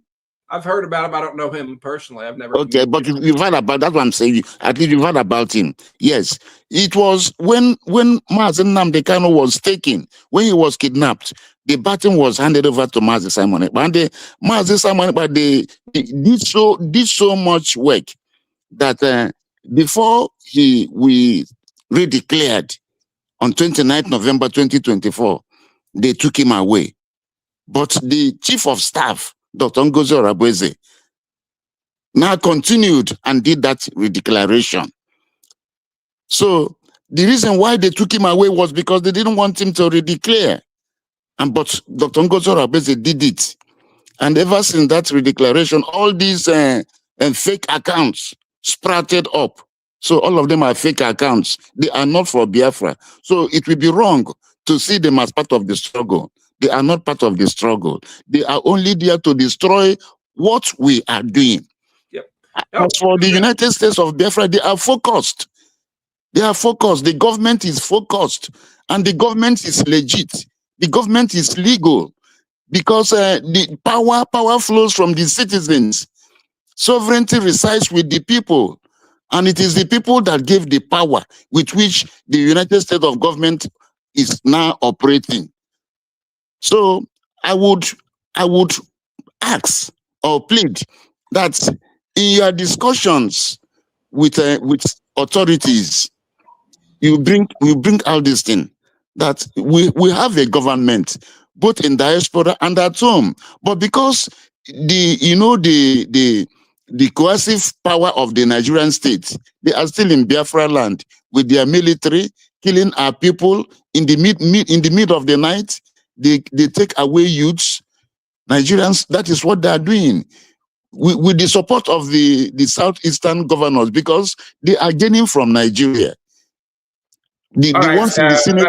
Barrister, it's all right. Again, all right. So please, you try to differentiate between USB and all these fake accounts. Yeah, they have a way of exposing themselves. I definitely mark them.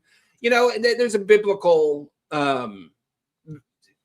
lessons that we apply here. How to work out differences, and what the Bible says. You first go to them one-on-one. You try to work it out. And then if that doesn't work, you take a brother with you. You go to them and try to work it out. If that doesn't work, then you take it public, and you warn people about them. And so, yeah, I mean, I think that's what I endeavor to do. When people identify themselves as liars and frauds, I I have nothing to do with them, and I'll have no problem pointing them out and identifying them as you to beware. But that's the last resort. You always try to work out internally first. Thank you so much. Let's give mic to Madam Ojugo. Ojugo, let's hear from you. Ask your question.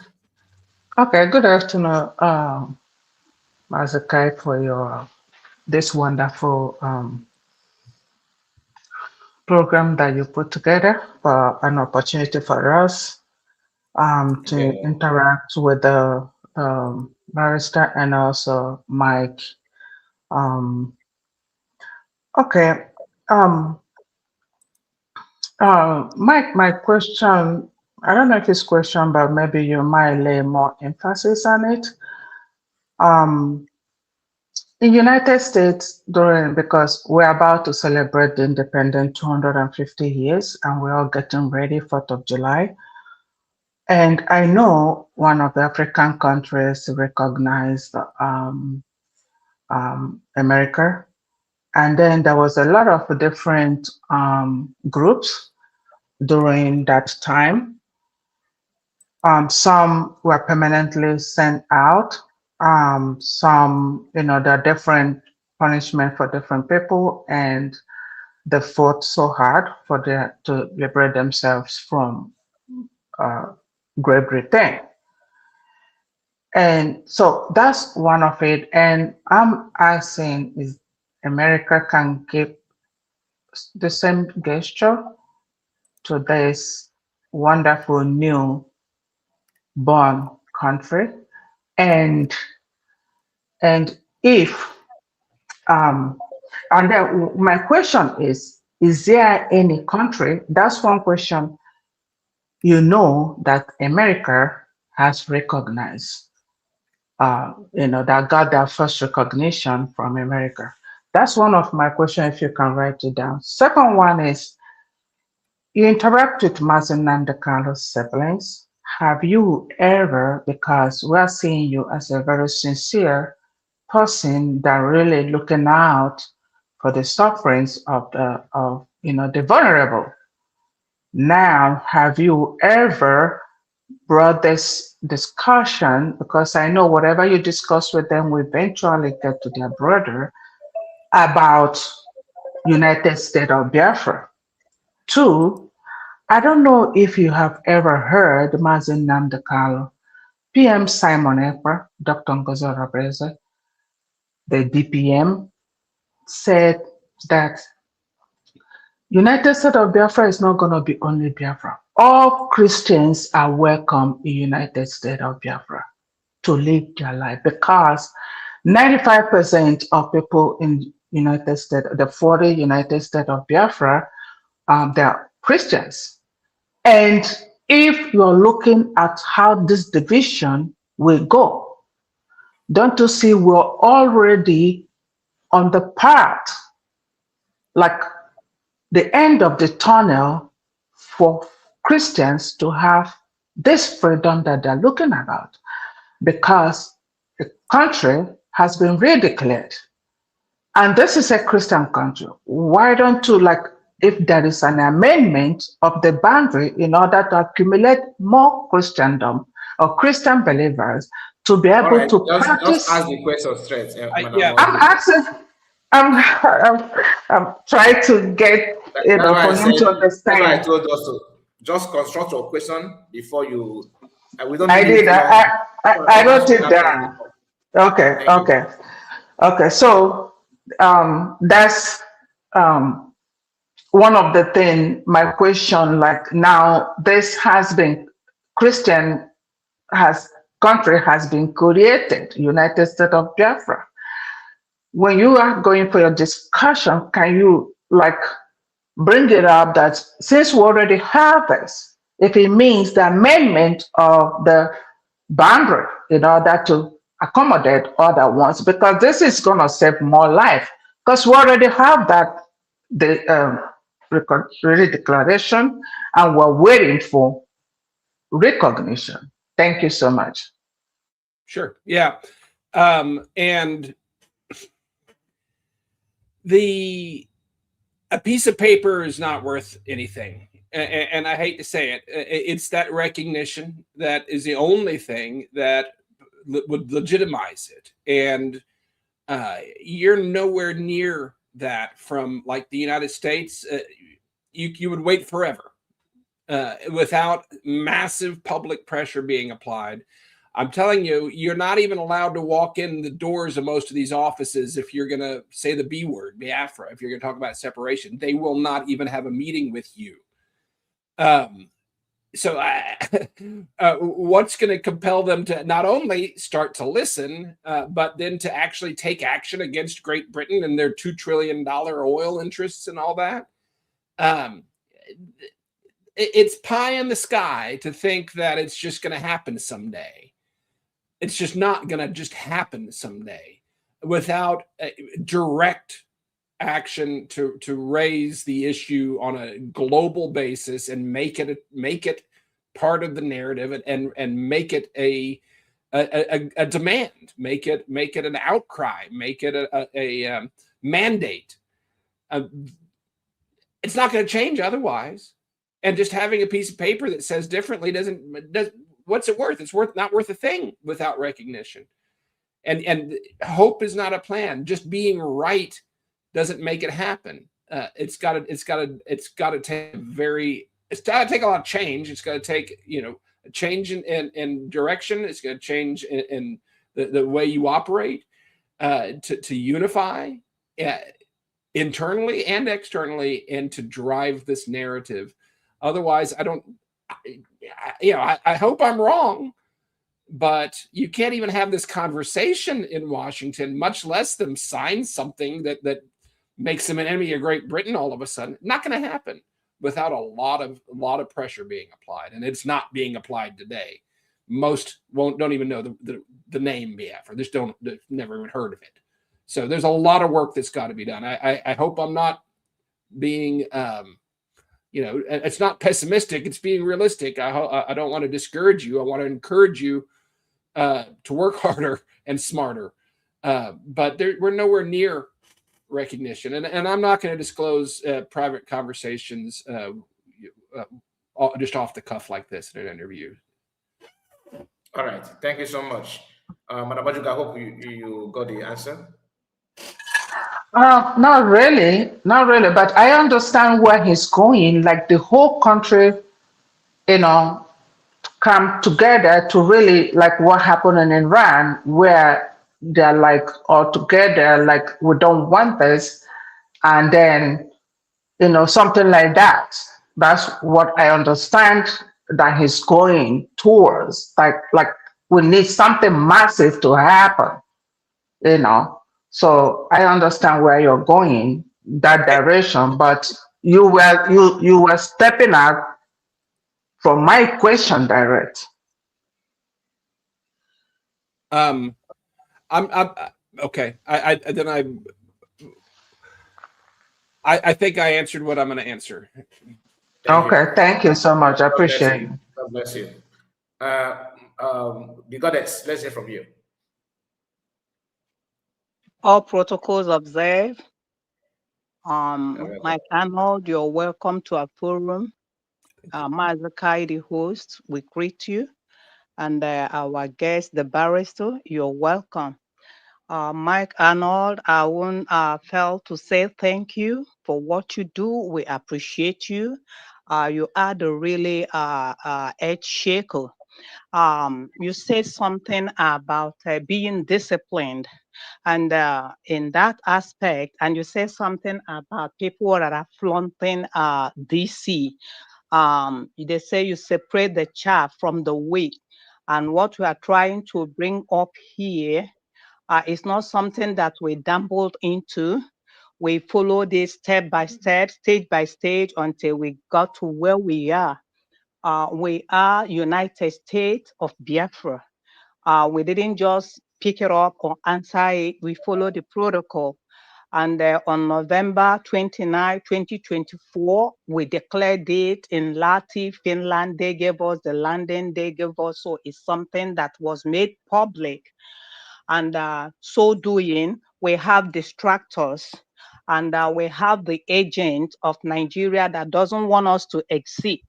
And if the whole world, like America, EU, all the whole world power will put their eyes down, they will ask this question: why is Nnamdi Kanu being apprehended? Why is Simon Ekpa being apprehended? Why are they throwing stone on Dr. Ngozo Rabeze, who is pioneering the affairs now?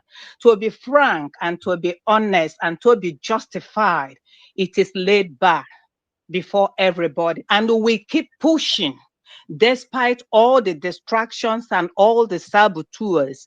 And we thank you as the head shaker. You know the truth, sir. You know the truth. I understand. But please keep on helping us to push the truth. For you said, and it is being said, that freedom is not given. Freedom is earned. So because of this, we are fighting for this freedom. And like my sister said, America has not given anybody like freedom. So what we are pushing is for the world to know what we are going through. We are a Christian family. And I thank God I'm always on your platform. Even in America, all over the world, there is no way you can see human being brutalized, that even a mice, even roaches have more respect.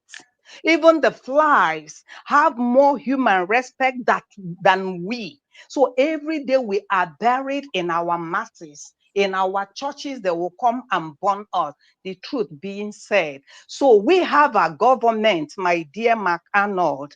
They are scared and they are running away from it. We are United States of Biafra. And these documents has helped us. That's what we are using, knocking at the doors. There are doors of different countries that we have used this document to knock at. But we have the distractors, which you know them. The people that made this struggle look as if it is nothing, that go to, like you mentioned, Washington. Now, I am happy about that. You know what happened there, that when Biafra is being mentioned, it looks like a child play. Who are those people? They are not genuine. So I thank you very much for being in this platform. And we are organized, like what the barrister said. He said everything.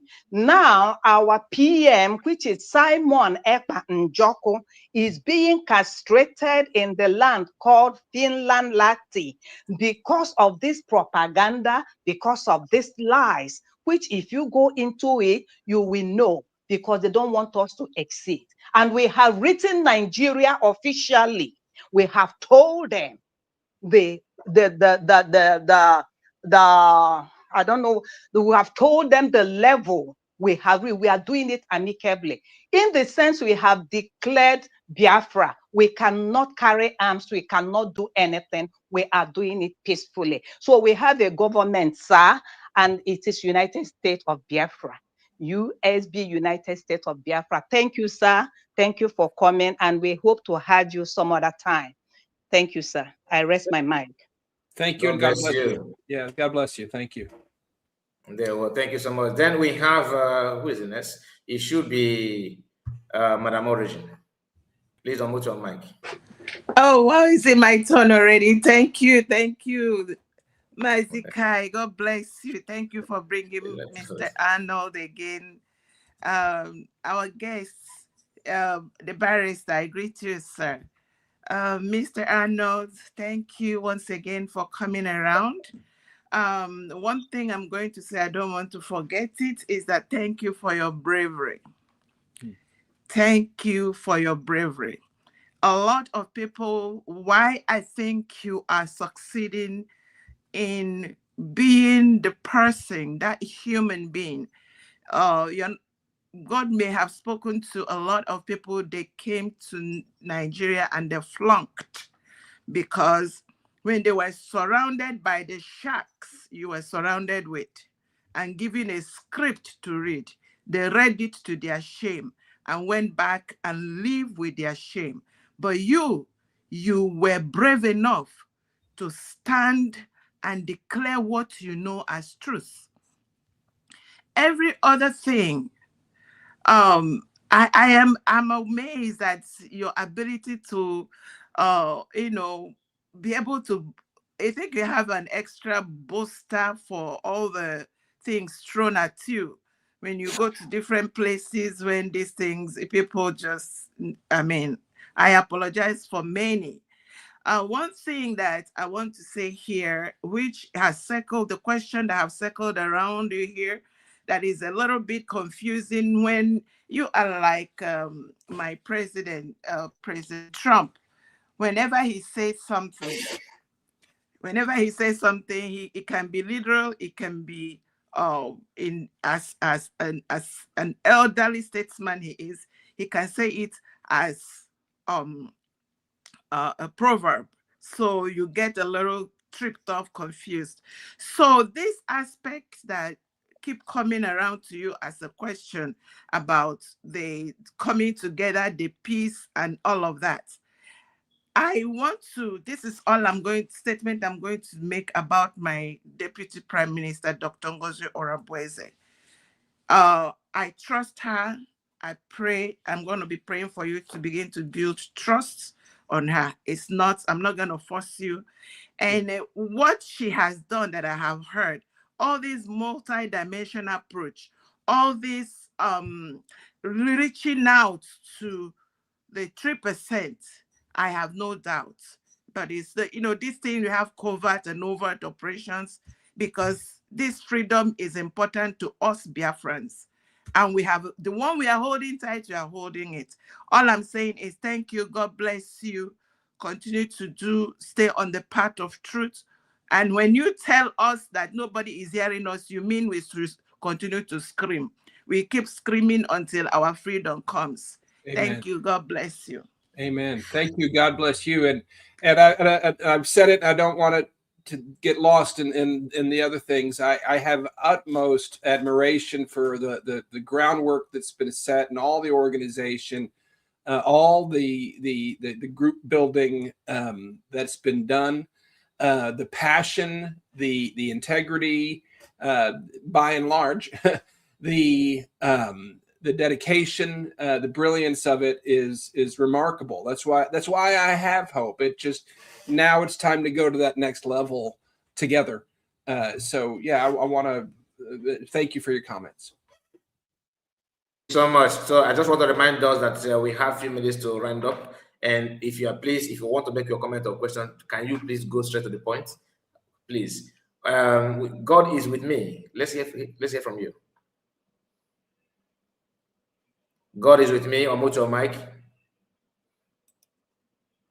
All right. God is with me, sleeping somewhere. Although you are God, let's hear from you, sir. Okay, Kai, I greet you. There also. Yeah, Mr. Mike Arnold, I greet you also. We have seen your records. We have seen what we do. We had heard what you have done in Nigeria. We have seen you advocate for peace. But I want to just say something because of what you said about, you said we have to reach out more. We identify with that. But I want to ask this question. And I want to say, put this to you. Sometimes when people talk about recognition, how would they recognize? Nobody knows us. We might not be known in America. But I want to say this today here with you, that United States of Biafran documents have revoked deportations in Australia, in Ireland, in Netherlands, in up to 200 countries. United States of Biafra have taken their documents to all over the world. Our people are being left on the hook because of USB documents, digital. I don't know if this is not happening. We cannot come here to talk because we are talking based on these records. Since the declaration of Biafra, we have a legal document, like we said, actually it's paper, but we knew when America got their independence, it was also on paper. It was not like on They are so powerful anyway, but we're talking about Africa. I was in Greece when Kosovo had independence, 2 million. We're talking about 80-something million Biafrans all over the world. And we had a safe referendum that over 50-something million voted for. But we will continue, according to our sister who spoke, we'll continue to push because we know the antecedents to have independence. It must not be America or France, or because we know they are in everybody have interest. And because of what Nigeria possesses, people will not want to let go. But I know we will go. We have also gone home already. But the majority of Biafrans in our homeland are in support of United States of Biafra. And what we have done in Europe alone is even in Israel, Biafra is being discussed in Knesset. It's an open debate in Knesset. So we want to thank you for your patience in spite of all the garbages they are throwing at you as a former governor in Florida, as a person who helped humanity. We want to appreciate you, but why I put this thing up to you is for you to know that United States of Biafra, under Dr. Ngozi Rabeze, we are not sleeping. We are moving everywhere. We are putting documents here and there, even in African nations. Thank you so much. Okay, thank you so much. God bless you. God bless you. Mike, what is something? Yeah, you know, I see this a lot. For example, a U.S. representative put forward a resolution regarding Nnamdi Kanu, and I hear, oh, the Congress is, what's Nnamdi Kanu released? No. One representative put forward a declaration. I don't believe it's even been co-sponsored yet. Hasn't had a committee hearing. It hasn't been assigned for a committee hearing. It's one person wrote something on a piece of paper. It is not the U.S. Congress. And my understanding is, the Israeli parliament, they're not debating this. There might be a committee that is talked about it, but it's not like they're on the verge of voting for it, not even close. So, I mean, I know the people out there doing this work like to give glowing updates to make it look like they're making progress. But I'm telling you, the reality is there's nothing that's right on the edge of happening anywhere in the world in this regards that I know of that's credible. One representative of 400 and however many in the United States put forward one resolution that wasn't even co-sponsored. That means nothing. Well, it means he's talking about it. That's good. It's a start. But that's nowhere near being even brought up in committee, and much less passed out of committee, and much less brought up by the Congress and then voted on by the Congress and then voted on by the Senate and approved by the president. You're a million miles from there. Yeah, I think why people are celebrating that, literally celebrating that, because not that we throw party about it. But I felt like the reason is because based on where we are coming from, you understand? Based on where we are coming from and the circumstances that surround what is going on, I think we cannot just, just sweep it under the carpet. You know what I mean? Because it is also a journal of a thousand miles that says start with one step. So you never can tell. I'm not diminishing the work that's been done. What I'm trying to right size people's understanding of it so that they realize that it's not like there's just wait a little longer and keep doing what we're doing and all of a sudden it's going to happen. It's not even close. All right. And so there's work to do, and I think it's doable, but there's work to do. But Mike, I did not ask you about people that you are having that are throwing a lot of stone on your conversation. The guy keep on saying that he's he's doing very fantastically well in America. People are surprised when you say that nothing's going on there. People are very, very surprised. So, and oftentimes we see some white people like you coming up and defending it. So, what do you want us to believe on? Because we see people, hosting program with him and all that. Are you saying that they're also doing the same thing that he's doing? Lying? I'm not. Look, I'm not going to sit up here and call anybody a liar, except for those that have attacked me on, based on falsehoods on purpose. Those are liars. But look, it's easy to have your picture taken with a politician. I see this a lot. And this is not unique to this cause, but people lurk around in the Capitol, go to different briefings and stuff, and hey, let me take a picture with you. And this happened to me the other day. 50 different people lined up, 50 different pictures, probably in a million snaps, over the years. And then they come out later and it's posted, oh, we're great allies and we were very influential, had this meeting with it never happened. It's just a snapshot. And there's people, and when people have a lot of hope and expectancy and they hear just a little bit of good news, sometimes they blow it up in their mind into something more than it is as well. I'm just trying to bring a dose of reality to this. There's a long way to go, and tactics that need to change if you're going to get there from here, in my opinion. Okay, thank you so much. Let's hear from Master Greg. Let's hear from you. Please make it snappy because we have less than 5 minutes. Yeah, about 5 minutes. Yeah.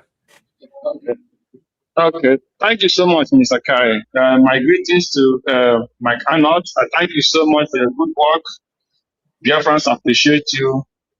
My greetings to our barrister and all the people in the house. Yes, I want to thank you again for your good work. Yesterday, I watched you at Dr. Damage, and I thank you for all your endurance and tolerance from our people there, especially the lady, if you wanted to be all that kind of stupid.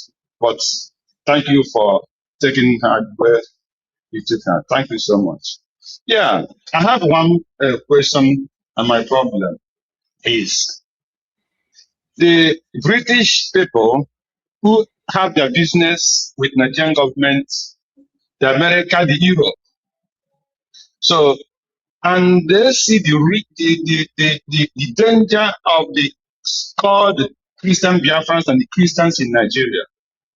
So, what do you think that is in the mind of British and American government and European government who ignore the danger of the Christians in Nigeria today?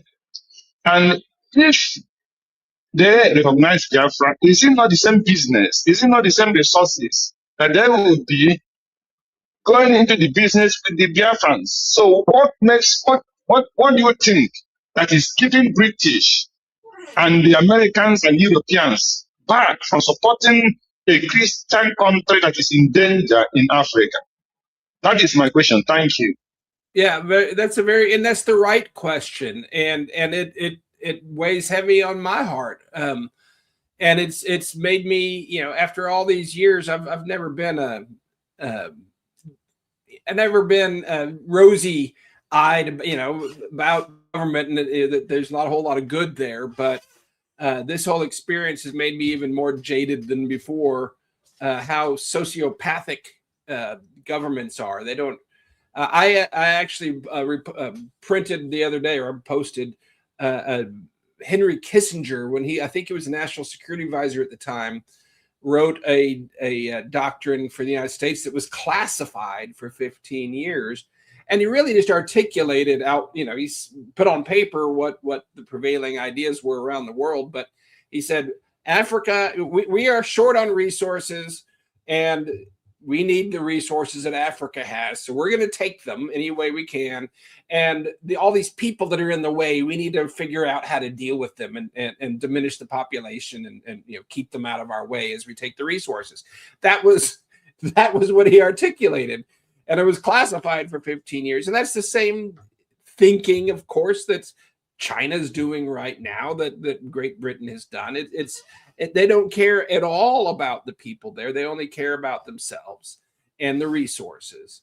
How can you, how do you get past that? And that's where what I'm saying is, I don't know that the government itself will ever get past that, but the people can. And that's where you have to go. You're not going to ever win that argument going to a politician or an office holder. You're not going to ever persuade them with that. What will persuade them is if the people rise up and demand it. If the look at a number of years ago, there was a movie that came out, Blood Diamonds. Now that was a big issue. People were being killed. These diamonds were being looted, and it was a bad scene. And there were people trying to raise awareness of that for a very long time. But then there was a Hollywood blockbuster movie that came out, and all of a sudden, Blood Diamonds was a household word, and the laws followed that because the people demanded it, because there was an outcry. And without that, no government is ever going to. I don't know that they ever would be persuaded by righteous reasoning. Stability is more valuable to them than trying to accomplish some noble goal. And it's sad. But it's the reality. All right. Thank you so much. Master Greg, I believe you must have gotten your answer by now. Thank you so much. We have Ocean Monster. Let's hear from you. Please make it snappy. Ocean Monster, are you there? No, he's not. Ojugo, Madam Ojugo, let's hear from you. Madam Ojugo, are you there? Yeah, I am. I've spoken before. I don't know if anybody that have not spoken, then I can. Yeah, Teddy, are you there? Teddy? Yes, sir. Okay, please, let's hear from you.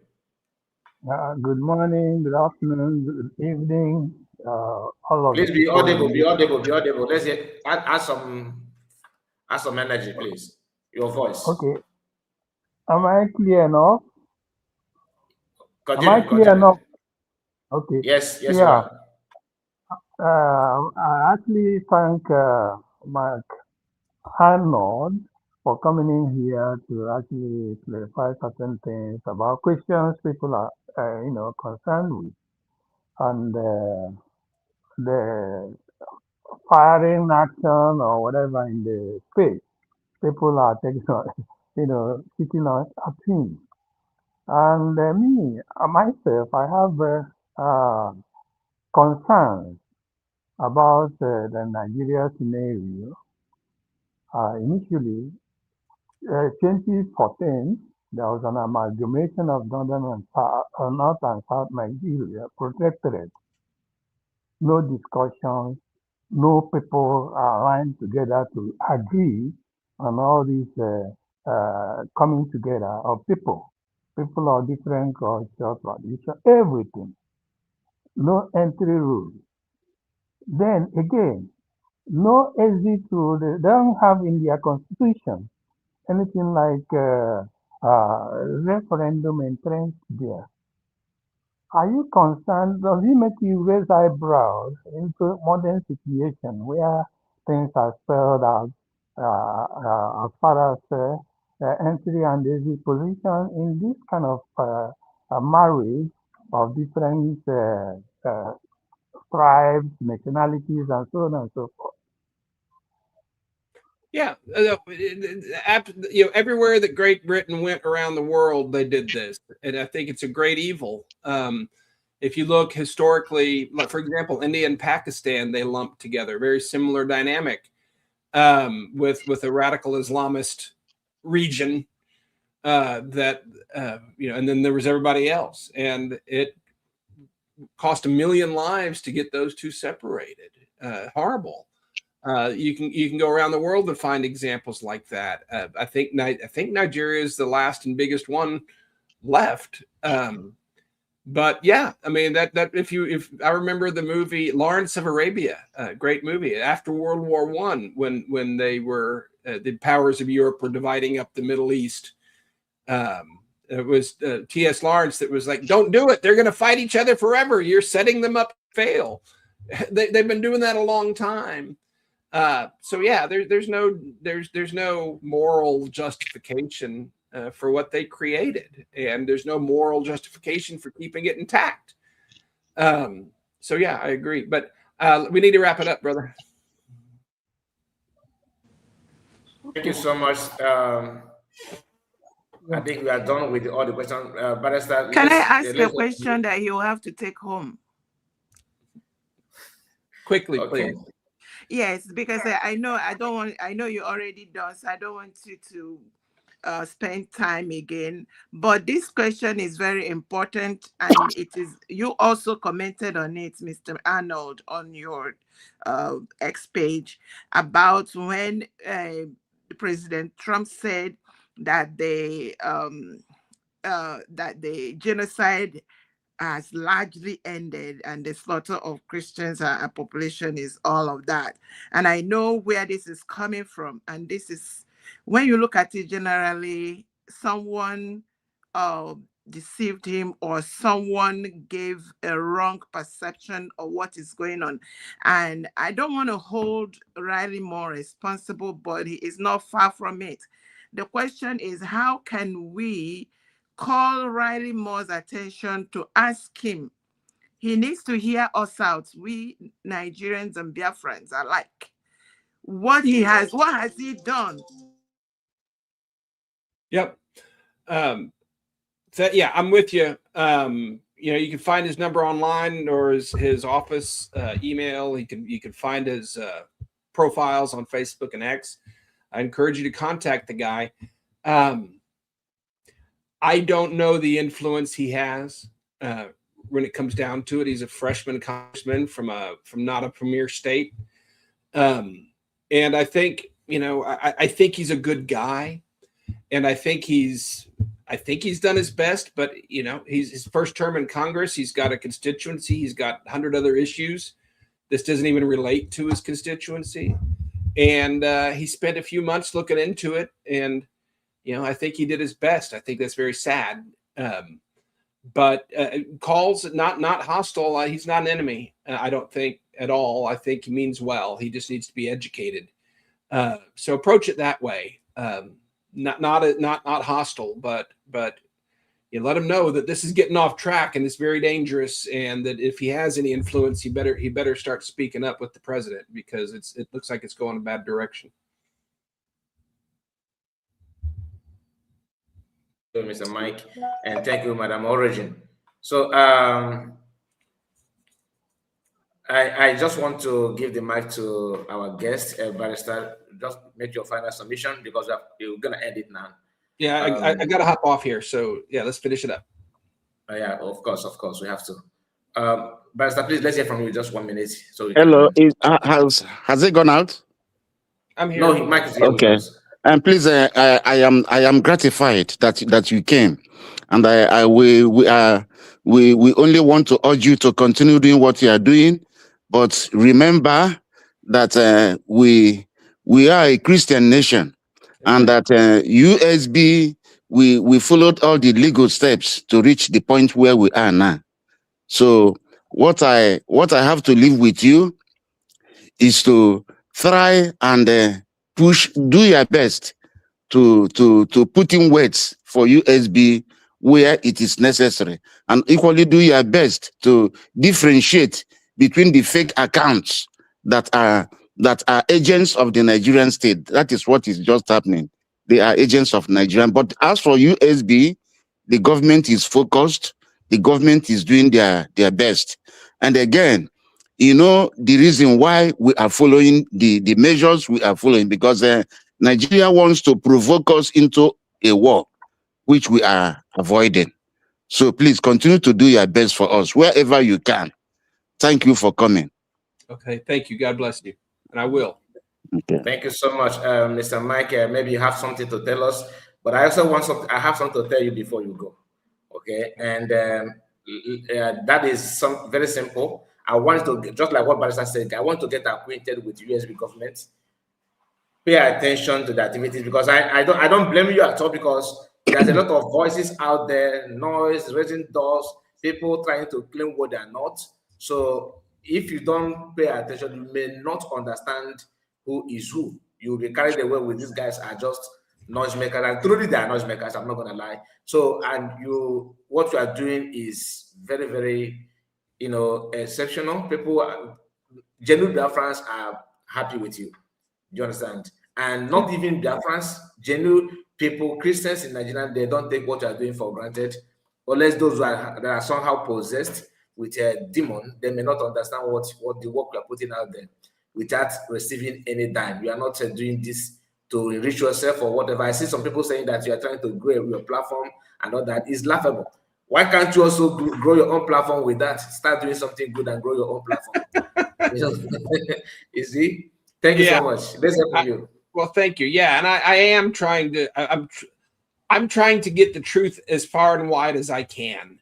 I had 114 X followers when I started in October 14th at that press conference, and I look forward to getting back to that someday. I don't doesn't gain me anything. I did a video the other day, got like 2 million views, and I think I got like $5 off of it. I mean, it's nothing. I mean, around here, that's.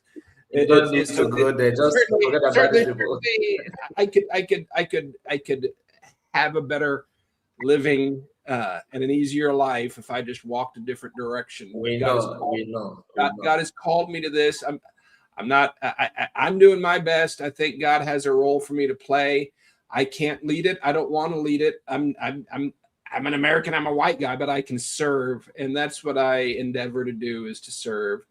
And I hope what I said on this call disturbed some people out of status quo thinking, but I hope it encouraged and didn't discourage. I again, the heart of the movement is strong and it's righteous, and the work that's been done to date is commendable, but it needs to go to another level of discipline, of communication, of strategy, if there's going to be success in this. And that's what I'm calling to is greater discipline, greater strategy, so there could be success.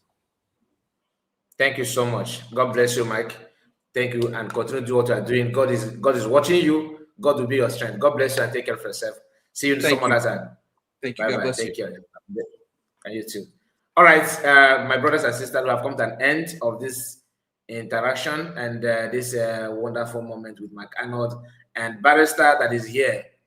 I don't know how to thank you, sir. You are just a blessing to us, and your time, everything is superb. God will reward you, and all of you that joined me here in this studio.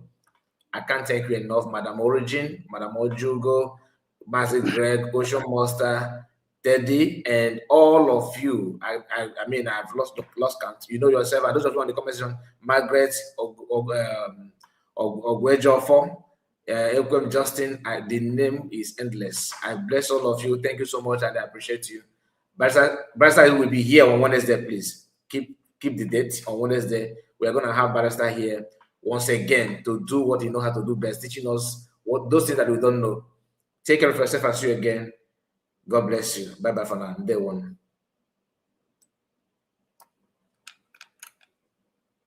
No, thank you. Yeah, well, thank you. Thank you.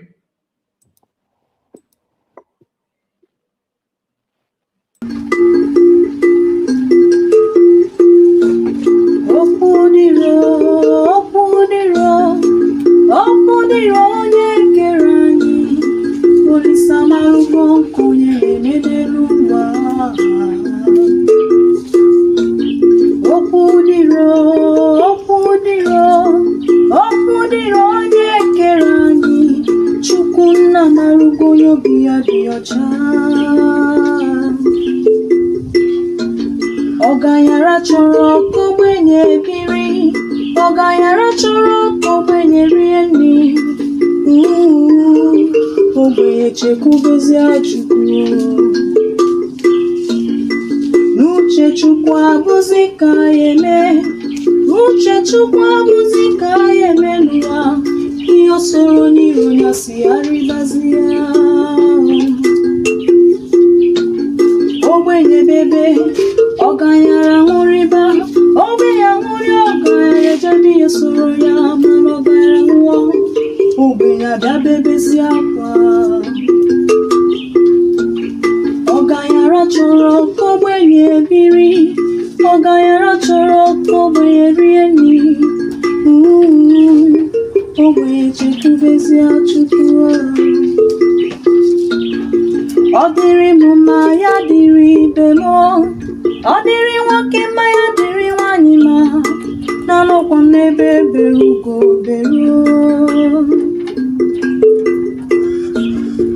Ọ dịrị m mma ya dịrị ibe m, ọ dịrị nwoke mma ọ dịrị nwanyị mma, ụkwa na-asa anya nna m n'ịga adị.